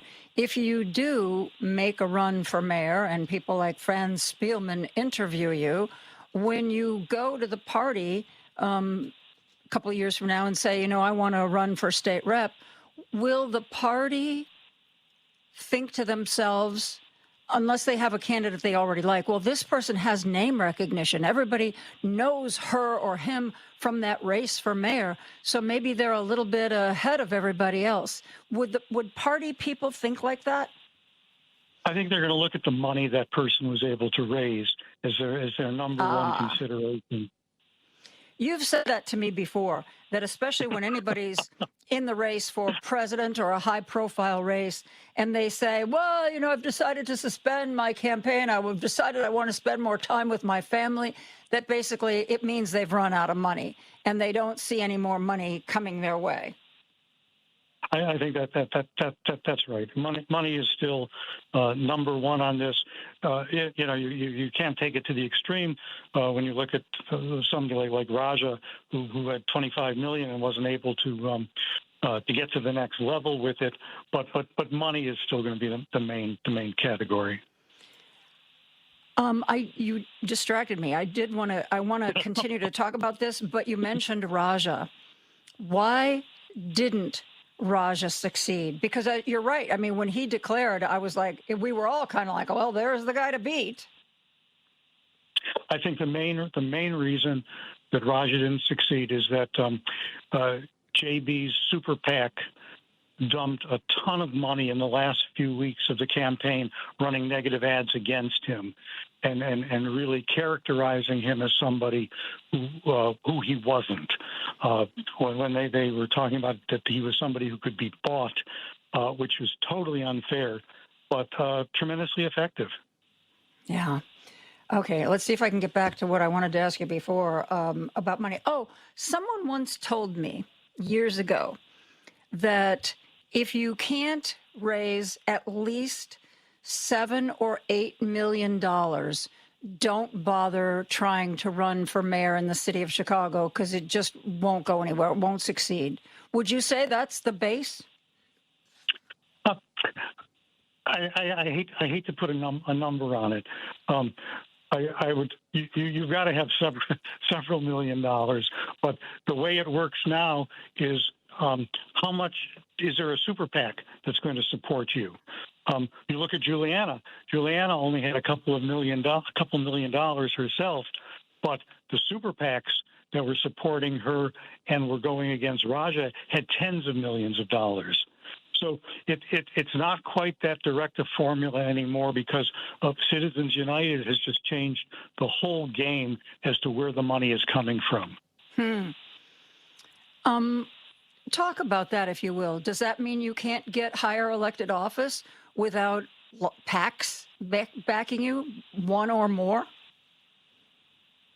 I think it's very hard now. Sometimes it works the other way. When we saw what happened with candidates who were supported by AIPAC's super PAC, that became a very negative. And Michael Sachs has a super PAC, and that's very helpful for some candidates. It is a negative for other people.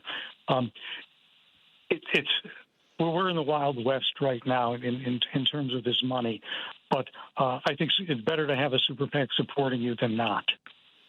Interesting. But could you succeed without a super PAC, any super PAC at all? Yeah, certainly. I mean, you can catch fire. The question is, how do you get your message out to enough people? And the thing about super PACs don't give money directly to candidates. They're forbidden to do that. But what super PACs do is they pay for the advertisements. They pay for the communications. And so you can have the best message in the world, but do you have enough money to get that message out? Interesting. When I was looking back on the Democratic primary for Senate, I thought that this was an election where people are angry and they really wanted change. And, you can be middle of the road, but I thought Raja was too conservative almost like he didn't read the room. Both Robin and Juliana were saying, Medicare for all. Yep, we're going to get behind it. And he was like, well, if it came in front of me, I would vote for it. But more realistically, I would push for maybe lowering the age for Medicare by 2 or 3 years. I think that kind of moderation was not what voters wanted. I think Juliana Stratton broke through, not because she has an incredible track record, because her track record isn't very long, but because she came across as a fighter, somebody who will go to the mat. I don't know. That's just my 2020, in the rearview mirror, look at that race. What are your thoughts? Did you do any kind of looking back? What worked, what didn't? I think there's a lot of truth in that. I think the classic definition used to be politics is the art of the possible, and what the campaigns that won weren't saying let's do what's possible. They were saying let's do what's aspirational, and that's where you got a $25 an hour minimum wage, which is just not going to happen next year, no matter what. Mm-hmm. But I think it was much more aspirational, and I know they are doing all sorts of postmortems to see what happened. It may well be that was the key. That it wasn't just saying, I've been here, I know how Congress works. This is what we can get, and let's get it. That may just not have been the correct strategy. You mentioned unions. Is union support what it once was? I mean, it used to be that getting union, especially a big union to support you, was a really big deal. And, it felt like it was like a step or two toward victory. Is it still that way? I know, unions, especially under Trump, have been taking a real beating. Do they still wield that kind of clout? In Illinois, certainly. The great thing, if unions get behind you, they're going to put boots on the ground. They're going to be the ones who are going out there, going door to door, getting your petitions done. They're going to be holding the rallies. They're going to be getting out the vote. I think they're very, very important, and especially unions are so under attack these days. There's a great motivation of the unions to really get involved in support of candidates who believe in what they do. If you want to run for mayor of Chicago, is there one or two really important endorsements that really, if may not guarantee a victory, but certainly put you in a good position? I would want the support of the Chicago Federation of Labor, and I would want the support of the business community, because if you can get both of those groups together, you got a tremendous step up.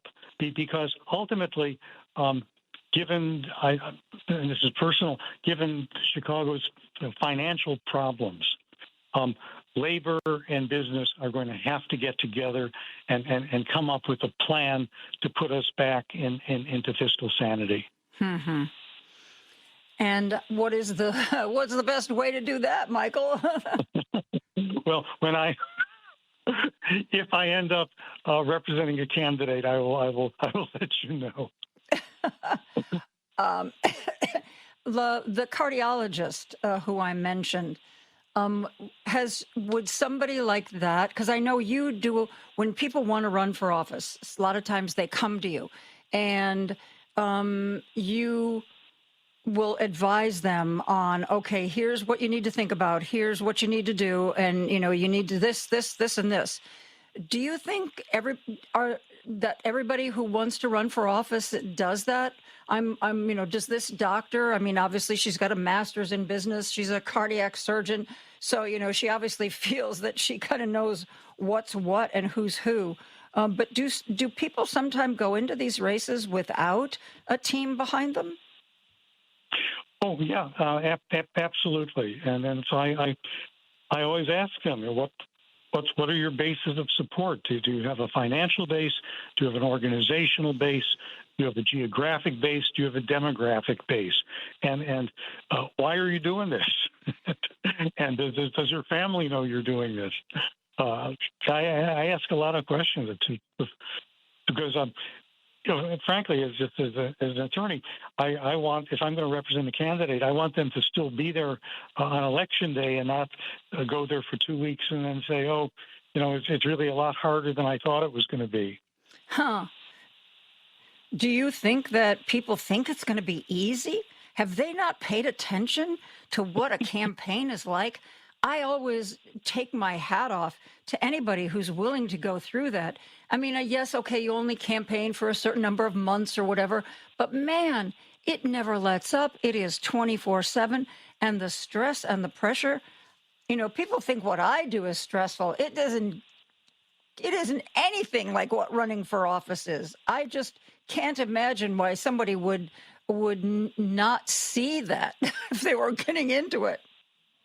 Well, ego is a wonderful motivator, and people look around and they see who else is running, and they say, if this is the group that's running, I can do just as good a job, and then they go ahead. Wow. So, Michael, what you're saying is that I should run for office? You'd be great. Oh, my God. You have several of those bases already.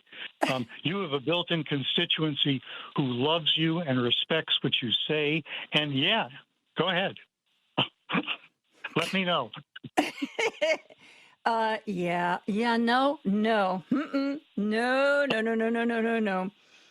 No. I don't want to revisit events in my earlier life. I don't want to talk about them. I don't want to explain them. I don't want to defend them. Nope.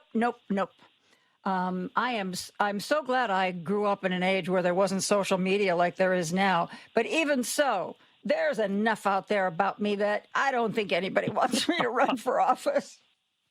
Well, I do always ask my candidates, Google yourself first, because you find out what everybody else is going to find out when they start researching you. Mm-hmm. And, people are saying about Graham Plattner, how his wife told a campaign person about him sexting years before. And then it was some people explained that, well, that was part of her. She was asked to do due diligence. Is there anything from your past life that could erupt? And generally, if you're going to sit down and tell somebody, the bad things that you've done or that have happened to you, wouldn't you expect some kind of, privacy about that? Not anymore. There's just no more. There's no more privacy. Good God. Well, Michael Dorf, thank you so much for being here today. I always learn so much and have so much fun when I talk to you. I really appreciate Always a pleasure, Joan. Thank you. We're going to take a break for news. We'll be back with more after this. Now back to Joan Esposito, live, local, and progressive on WCPT 820. It has been too long since we sat down and chatted with Ed Yonka of the American Civil Liberties Union of Illinois. Mr. Yonka, how are you? I'm well, Joan. How are you? Oh, I It's am so good just to hear your voice. peachy keen. Good. You know, I've always thought of you as somebody who pays attention to everything that's going on in the state of Illinois. So imagine my surprise when there was an article published that had your contact information about a community leader from Milwaukee and their interaction, shall we say, with ICE. Tell me about this case. Yeah, it's a really interesting case and fits into a pattern that we have seen across the country. Salah Sarsour, forgive me for that. Salah Sarsour is a community leader of the Milwaukee area. He is the president of the largest mosque in Milwaukee and in all of Wisconsin. But more than that, he's just someone who is recognized by elected officials and people from different faiths and people in the local government as a community leader who brings people together, who looks out and works for his community. And back in late March, he was surrounded by as many as 11, we believe, armed guards, armed ICE agents, and taken into custody.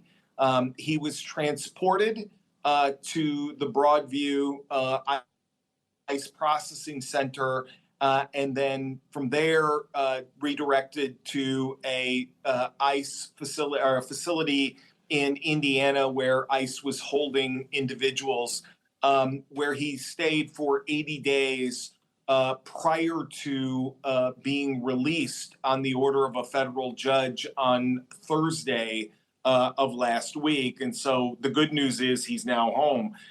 In terms of, you're right, in terms of our involvement, because he was in Broadview, even momentarily, he is, was technically a client of ours because we have a challenge that is still ongoing to conditions at the Broadview Detention Center. Our lawyers here then wanted to get involved in his case because Mr. Sarsour is being punished because he has been a longtime outstanding spokesperson for Palestinian human rights. And it is clear to us, as we have seen in other instances around the country, that the Trump administration has decided to single out and punish Mr. Sarsour as the result of his speech.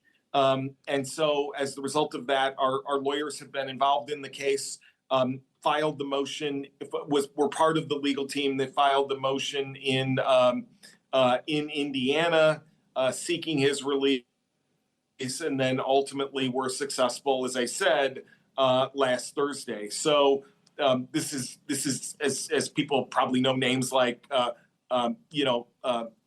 Mohammed Khalil and others that we've seen this happen to. Mr. Sarsour is just the latest person, and we are pleased to be part of his legal team and defend his right to free speech. You said that you thought that he was particularly targeted for the work he had done.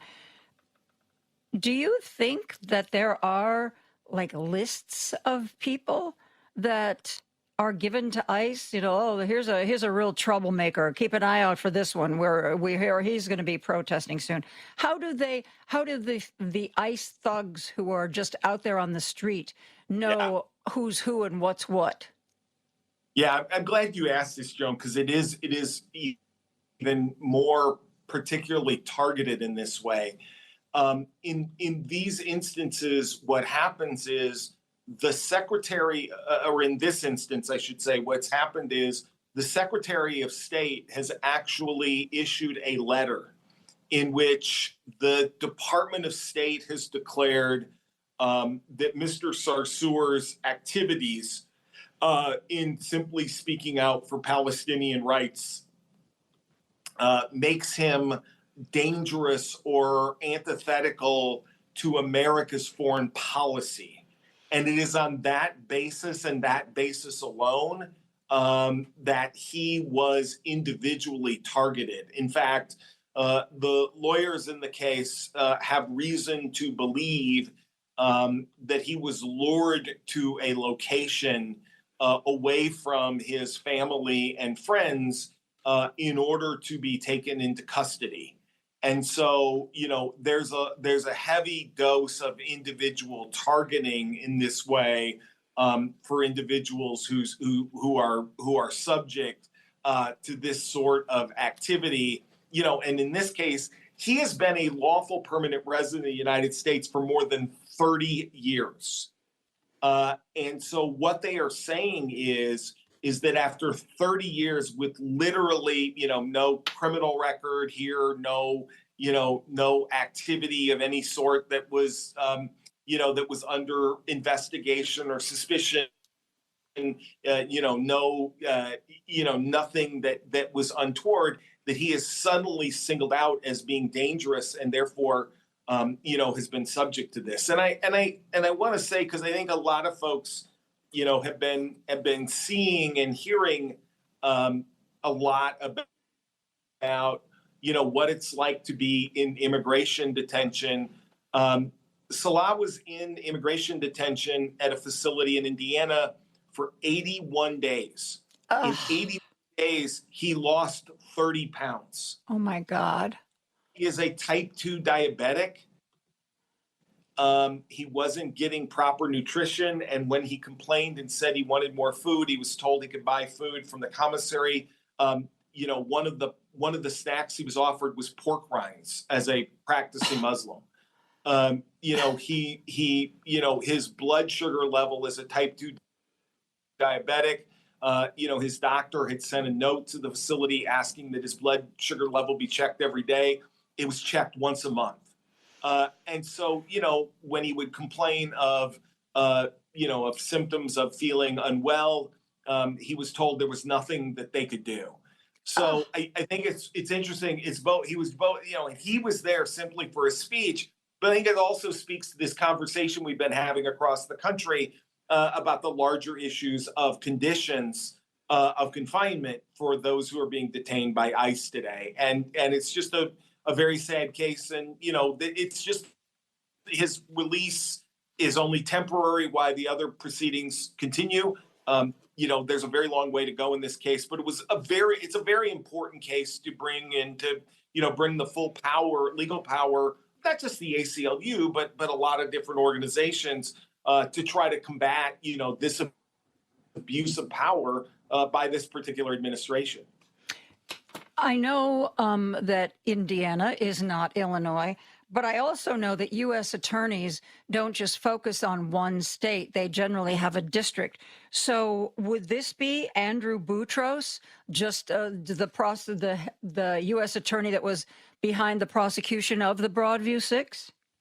No, in this instance, because he is not being criminally prosecuted. They are attempting to strip his lawful permanent residence through the immigration system. So he's actually in an immigration. He will be in immigration hearings here in Chicago. That is where, because he was processed through Broadview, that is where his immigration proceedings, will move forward and was in Indiana.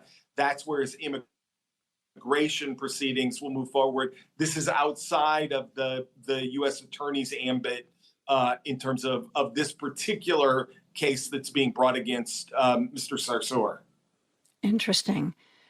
Because, the actions of the prosecutors under Boutros have really soured the court system on their sort of, the sort of like they trusted prosecutors. They trusted prosecutors that you're not going to violate the law, that you're going to tell me what's the truth. And if you say something is redacted because it's unimportant or private, I'm going to believe you.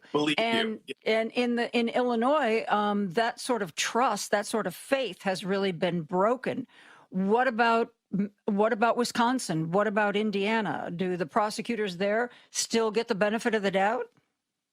Well, I think I don't know a lot about what's happening in some of those districts. I think what you're starting to see, Joan, if I can draw out even a little wider than just the states here in the Midwest, I would note that the judge in the, the slush fund case asked, as you know, if the government would provide a written statement and assertion and affidavit to the fact that they weren't going to proceed with those funds. And, the DOJ kept saying, well, we've said we're not going to, that's as much as you need.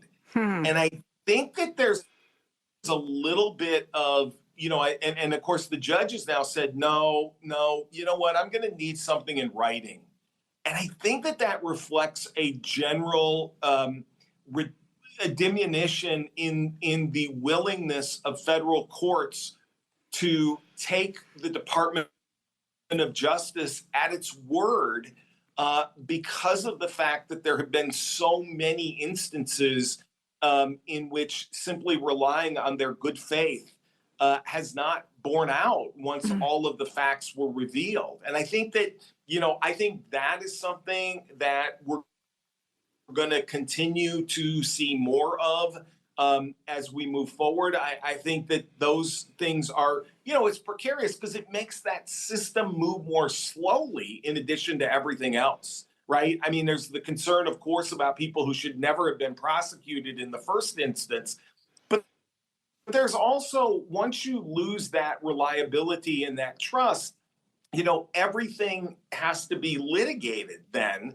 And you do worry a little bit about the way in which, the system itself slows down. And that can work both in favor of and against, people who've been charged, depending on their circumstance. And I think it's just something that we're probably going to not recover from for a few years because of the outrages of this particular administration.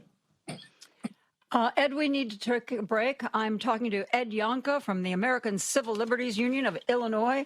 We are going to continue our discussion right after this. Joan Esposito, live, local, and progressive on WCPT 820.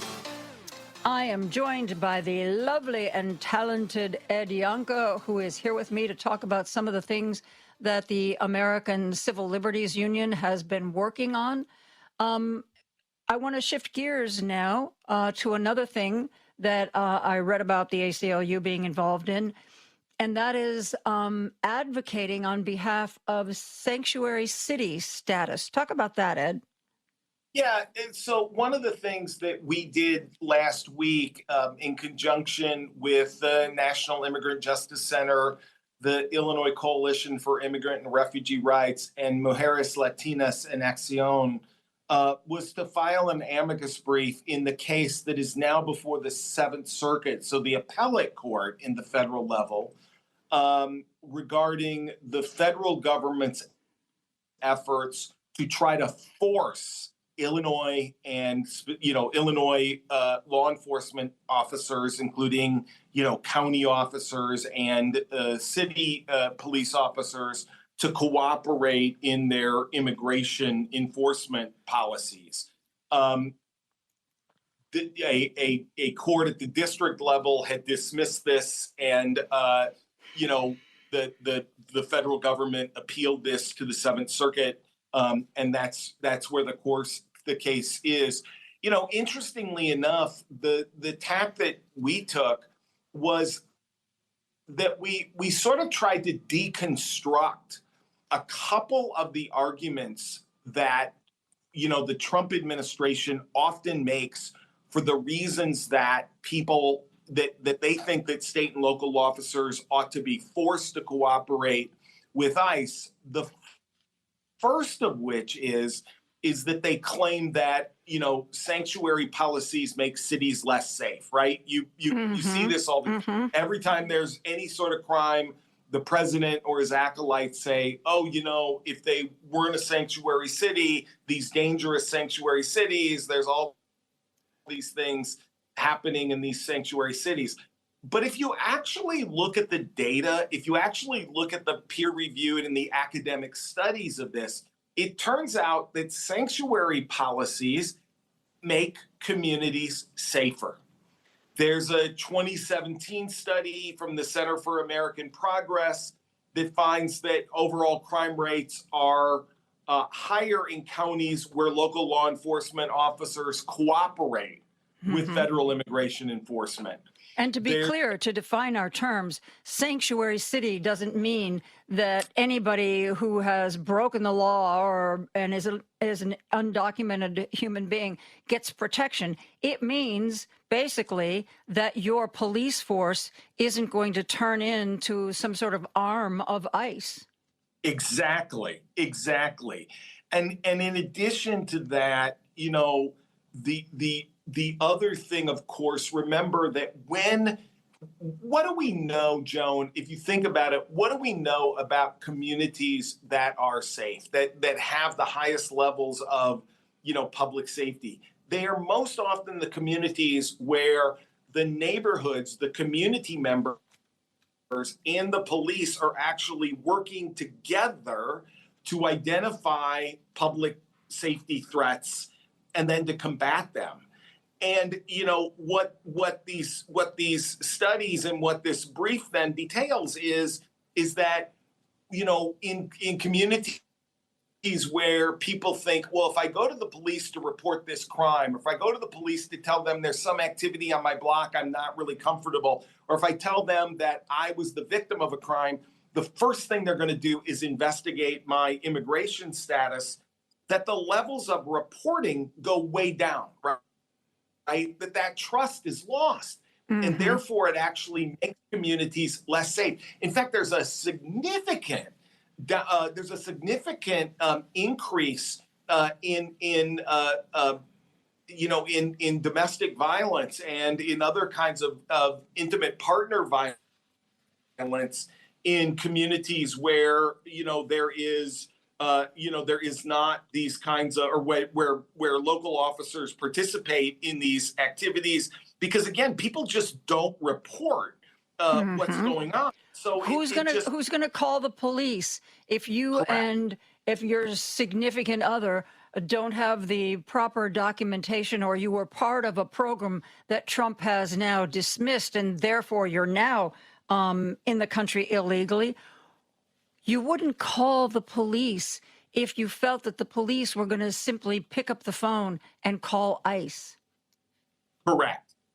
And one last thing, you know, to that, and I was really happy in this particular work that again our lawyers did with these other groups, that they pointed out was that, you know, these policies where local law enforcement officials follow their policies and not the federal government's is that it also increases trust, because those local agencies, you know, are not then kind of tarred or smeared, you know, with the excesses and the constitutional violations, you know, of the federal officials. You know, just if you think about it, you know, ICE and Border Patrol, you know, engaged in all kinds of violations of constitutional rights when they were here in Chicago, when they were in Minneapolis or LA or New Orleans, or pick whatever city you want.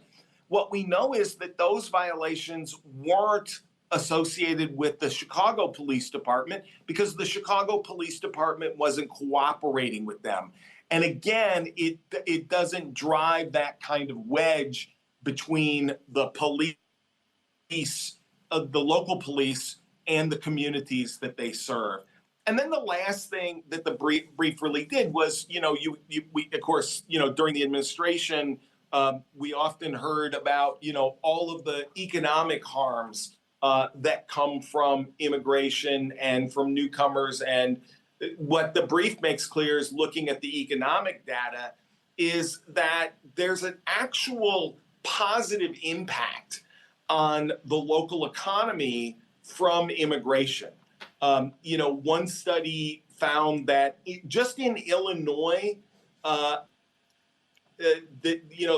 immigrants without documentation provided an estimated $1.5 billion in economic activity in our state, including $600 million in state and in sales and excise taxes, and more than $500 million in property taxes. So, there is additional money for law enforcement, for schools, for, daycare programs, for other kinds of programs in the state of Illinois, simply because, as the Wharton School has pointed out, this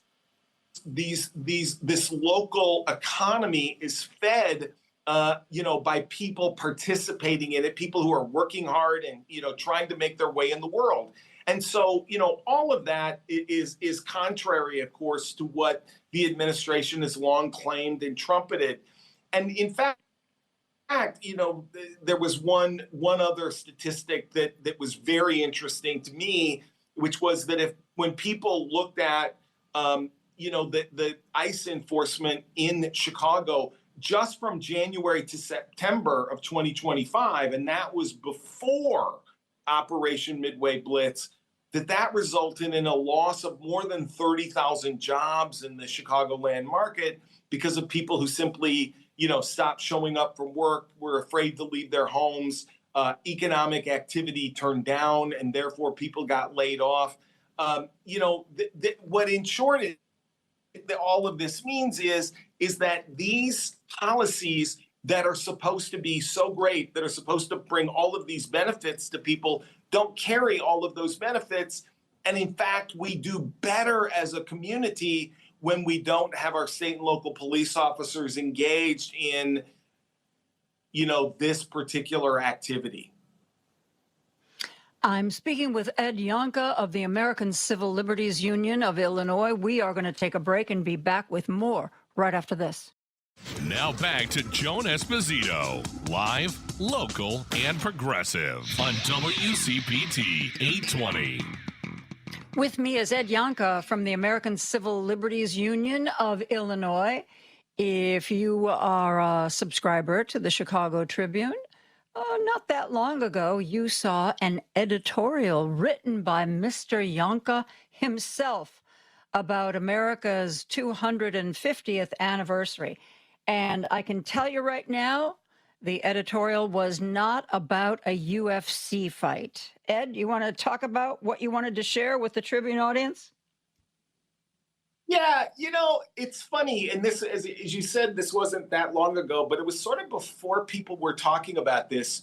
Joan, you and I have talked about this before, so I'm just going to go ahead and acknowledge it again. I am of a certain gentle age that I remember America's 200th anniversary or birthday. And I remember in the little town where I grew up, that it was a complicated time. It was post Watergate and, after the Vietnam War. And I think there were lots of questions about what it meant to be an American. But, one of the things that I think that people in that moment sort of came to was the idea that the Constitution Matt, I can't laid hear out Ed. Oh, you can't hear me? No, I heard you went soft and I could hear Matt Cummings talking in my ear. I think Okay. There's a little bit of cross-pollination of the microphone cords. I'm sorry to interrupt you, Ed. Please continue. No. So, when I think back to 50 years ago, the the celebration was about what it meant to be an American, number one. It meant that we were all in it together, number two. And it was trying to aspire to do better than what we'd just gone through in terms of the Vietnam War and Watergate. And, you know, what we instead see now is this idea that to be American is to have spectacle, right? It is the UFC fight on the White House lawn with, you know, scurrilous things being said about, you know, American citizens by people. It is, you know, it is building an arch. It is, you know, having a concert or now a rally, and not really sort of focusing back in on what, you know, what is it that the document that we're celebrating really said. And to me, the document is really important in two ways. The first is, of course, it is an indictment. It is an indictment of the King of England for all of the list of horribles that he visited upon the colonies. And when you look at that document, there's kind of a checklist for Donald Trump. He's, you know, sending troops into our streets. He is acting without, you know, consent of the governed and spending money, you know, willy-nilly wherever he wants to, including no-bid contracts on reflecting pools, for goodness sakes. But, you know, the other element of it is that, you know, those words in the Constitution, however imperfect they were and however imperfect the authors were about pursuing life, liberty, and the pursuit of happiness, you know, that's the aspirational part of America. America isn't meant to be a spectacle. It's meant to be something we work towards every day. It's meant to be something that we are constantly trying to perfect. And I think that you know, we're missing an opportunity, not just for people like me or you, but we're missing an opportunity for, you know, folks, you know, young people to feel that sense again of what's possible, because again, we are simply, you know, engaged in this idea of if we can make something grand and put up one person's name on it, or, you know, support, you know, companies that the president is invested in or that he believes in or he thinks reflect him and his supporters. I just think this is a lost opportunity for what this 250th anniversary could really mean. Well, I was actually a reporter for Channel 7 when the 200th anniversary came about, Ed. And I recall part of the reason why I got the assignment to go to New York. In addition, you know, we were unveiling a newly cleaned Statue of Liberty, was because the 200th anniversary was about immigrants and about how immigrants made this country great. And as a second generation American, you know, that message, more than almost anything else, really resonated with me. Can you imagine having an anniversary now and celebrating immigration? Yeah. I no, I can't. And you know, you think about that, Joan. You know, one of the things I would just say to your listeners, and I know that probably many of them would do it anyway, but I really would encourage you to do is just to spend a little time over the fourth holiday. Go back and read that original document. You know, just in terms of the power, there's not a spare word in there in terms of both the power of the message, you know, really criticizing and, as I say, indicting King George for, you know, his crimes against the colonies. But the other thing is you think about that thing of the beauty of, you know, the description of inalienable rights. And, you know, many of us know the story that when Jefferson's original draft was something like God-given rights. And it was Franklin who said, oh, we should take these out. They don't come from God. They're just inalienable. And just that idea that, you know, that we could think about the fact that that's where we again, I will defend to the death anybody's desire to say we've never achieved those goals. I don't think we have.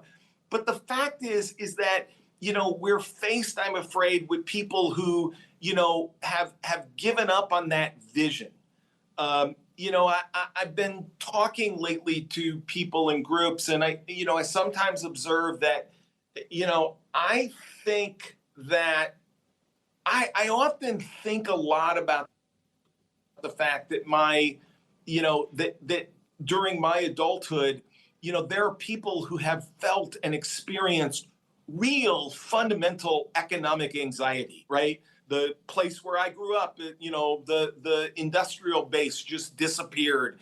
There are people who've lived through that for years now, in many ways, some of those folks have been willing to, give in to what I like to say is like the siren song of authoritarianism. And they're really learning right now what we've always known, that the only people who ever benefit from authoritarianism is the authoritarian themselves. Yep. And, I think this is in a moment to remind us that this country was founded on a creed, on an idea. It is not a land of blood and soil. It is about some things that have real value.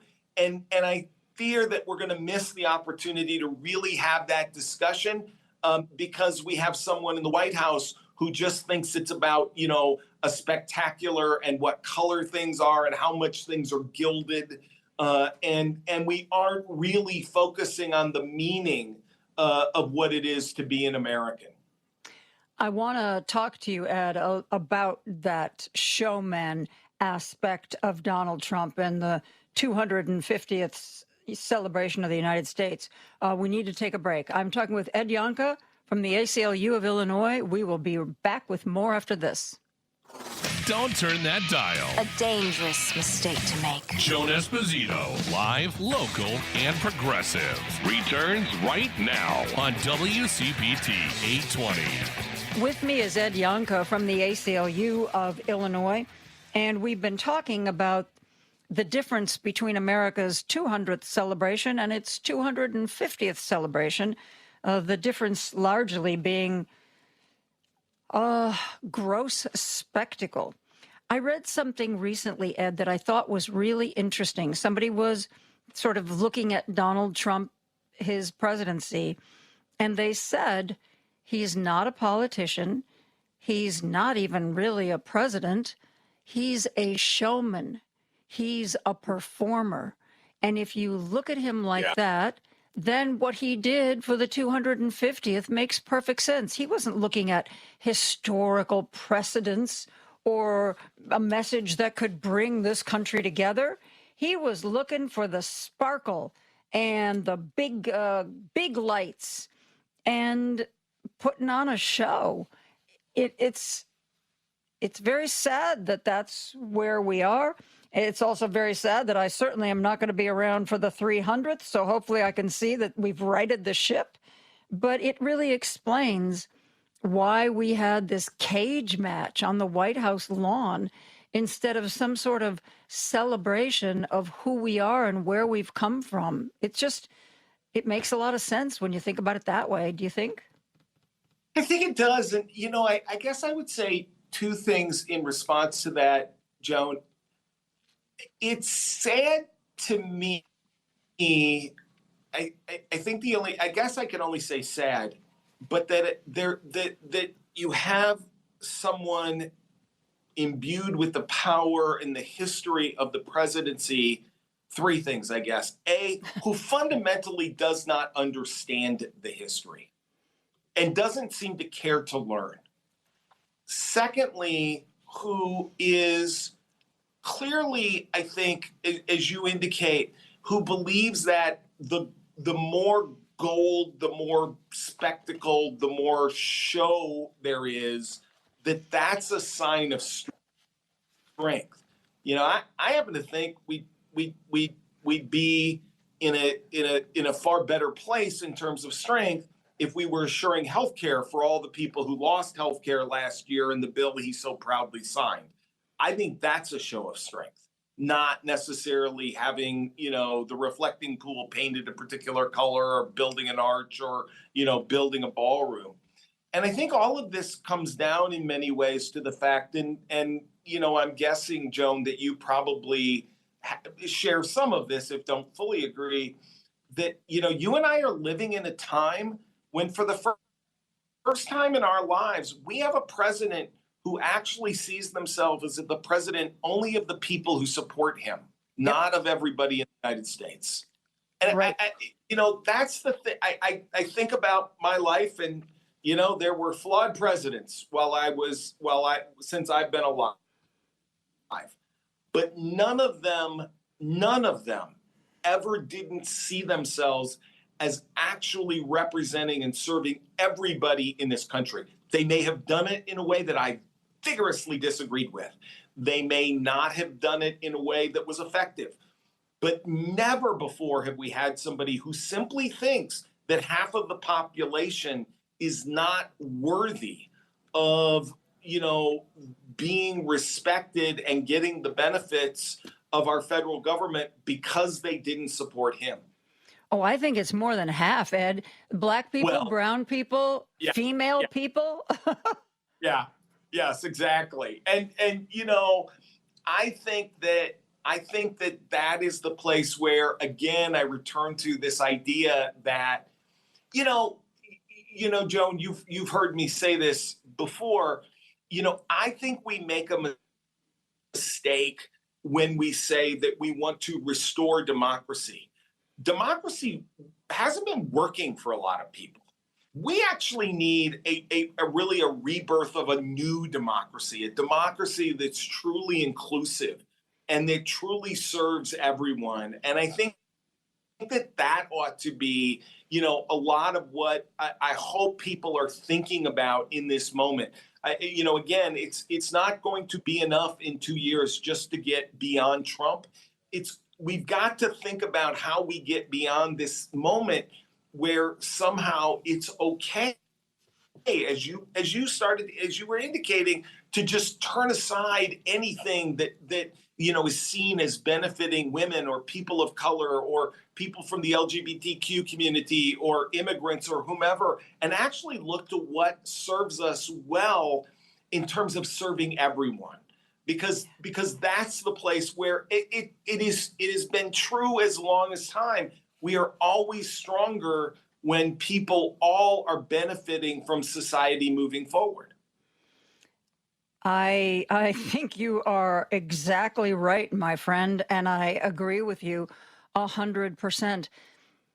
I think that this administration, as horrific as it's been and probably will continue to be, has maybe shown some of us something that we either didn't recognize or didn't even believe existed.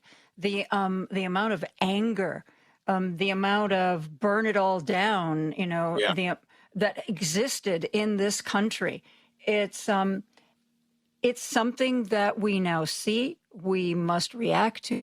We must figure out why so many of the people are so angry and help them out and help them out in a way that's practical, not just telling them, oh, your life didn't turn out the way you wanted because of those immigrants. Oh, we all hate those immigrants, don't we? Whoo, they're bad. Yeah. And can I just say, Joan, this takes me all the way back to where we started this conversation. When you burn it all down, when you support that, when you think, and I go back to where we started this conversation talking about, Mr. Sarsour from Milwaukee. If they can punish him, Joan, for his speech, you're a very short walk away from punishing you for yours or me for mine. Yep. Absolutely. The truth is that, that idea, and I think it's one of the things that we need to reinforce for people.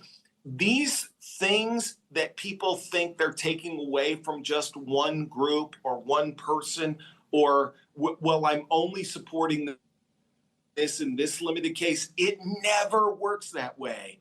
And sooner or later, they're going to come after all of us. Because the truth is, again, you need to keep making enemies. And, if this is really only for the rich and powerful, well, breaking news, Joan, you and I are neither rich nor powerful. And so, or I shouldn't speak for you on the rich part, at least. But it's just that this is why it is so important to protect rights for other people and not just for ourselves, because that's the way I think ultimately we can see people, together, and to see the way that protecting these rights is protecting all of us, and I think begin to break through some of those, those calluses of anger that we seem to have built up these days. Well, how long do you think that's going to take? Well, I'm getting very old. When I have a callus on my foot, I take a real hot shower and I can get rid of it. Well, do you think a real hot shower will help us here? You know what? This is probably strange to say for someone who does what I do and has worked in this for so long. But I honestly believe, Joan, if we actually practice inclusion in the way we should, if we actually begin to think about governing and government as serving all people, if we actually begin to do that, it will take a long time. But along the way, people will see its benefits and join in the cause. And I think that's the thing that, we have to continue to do.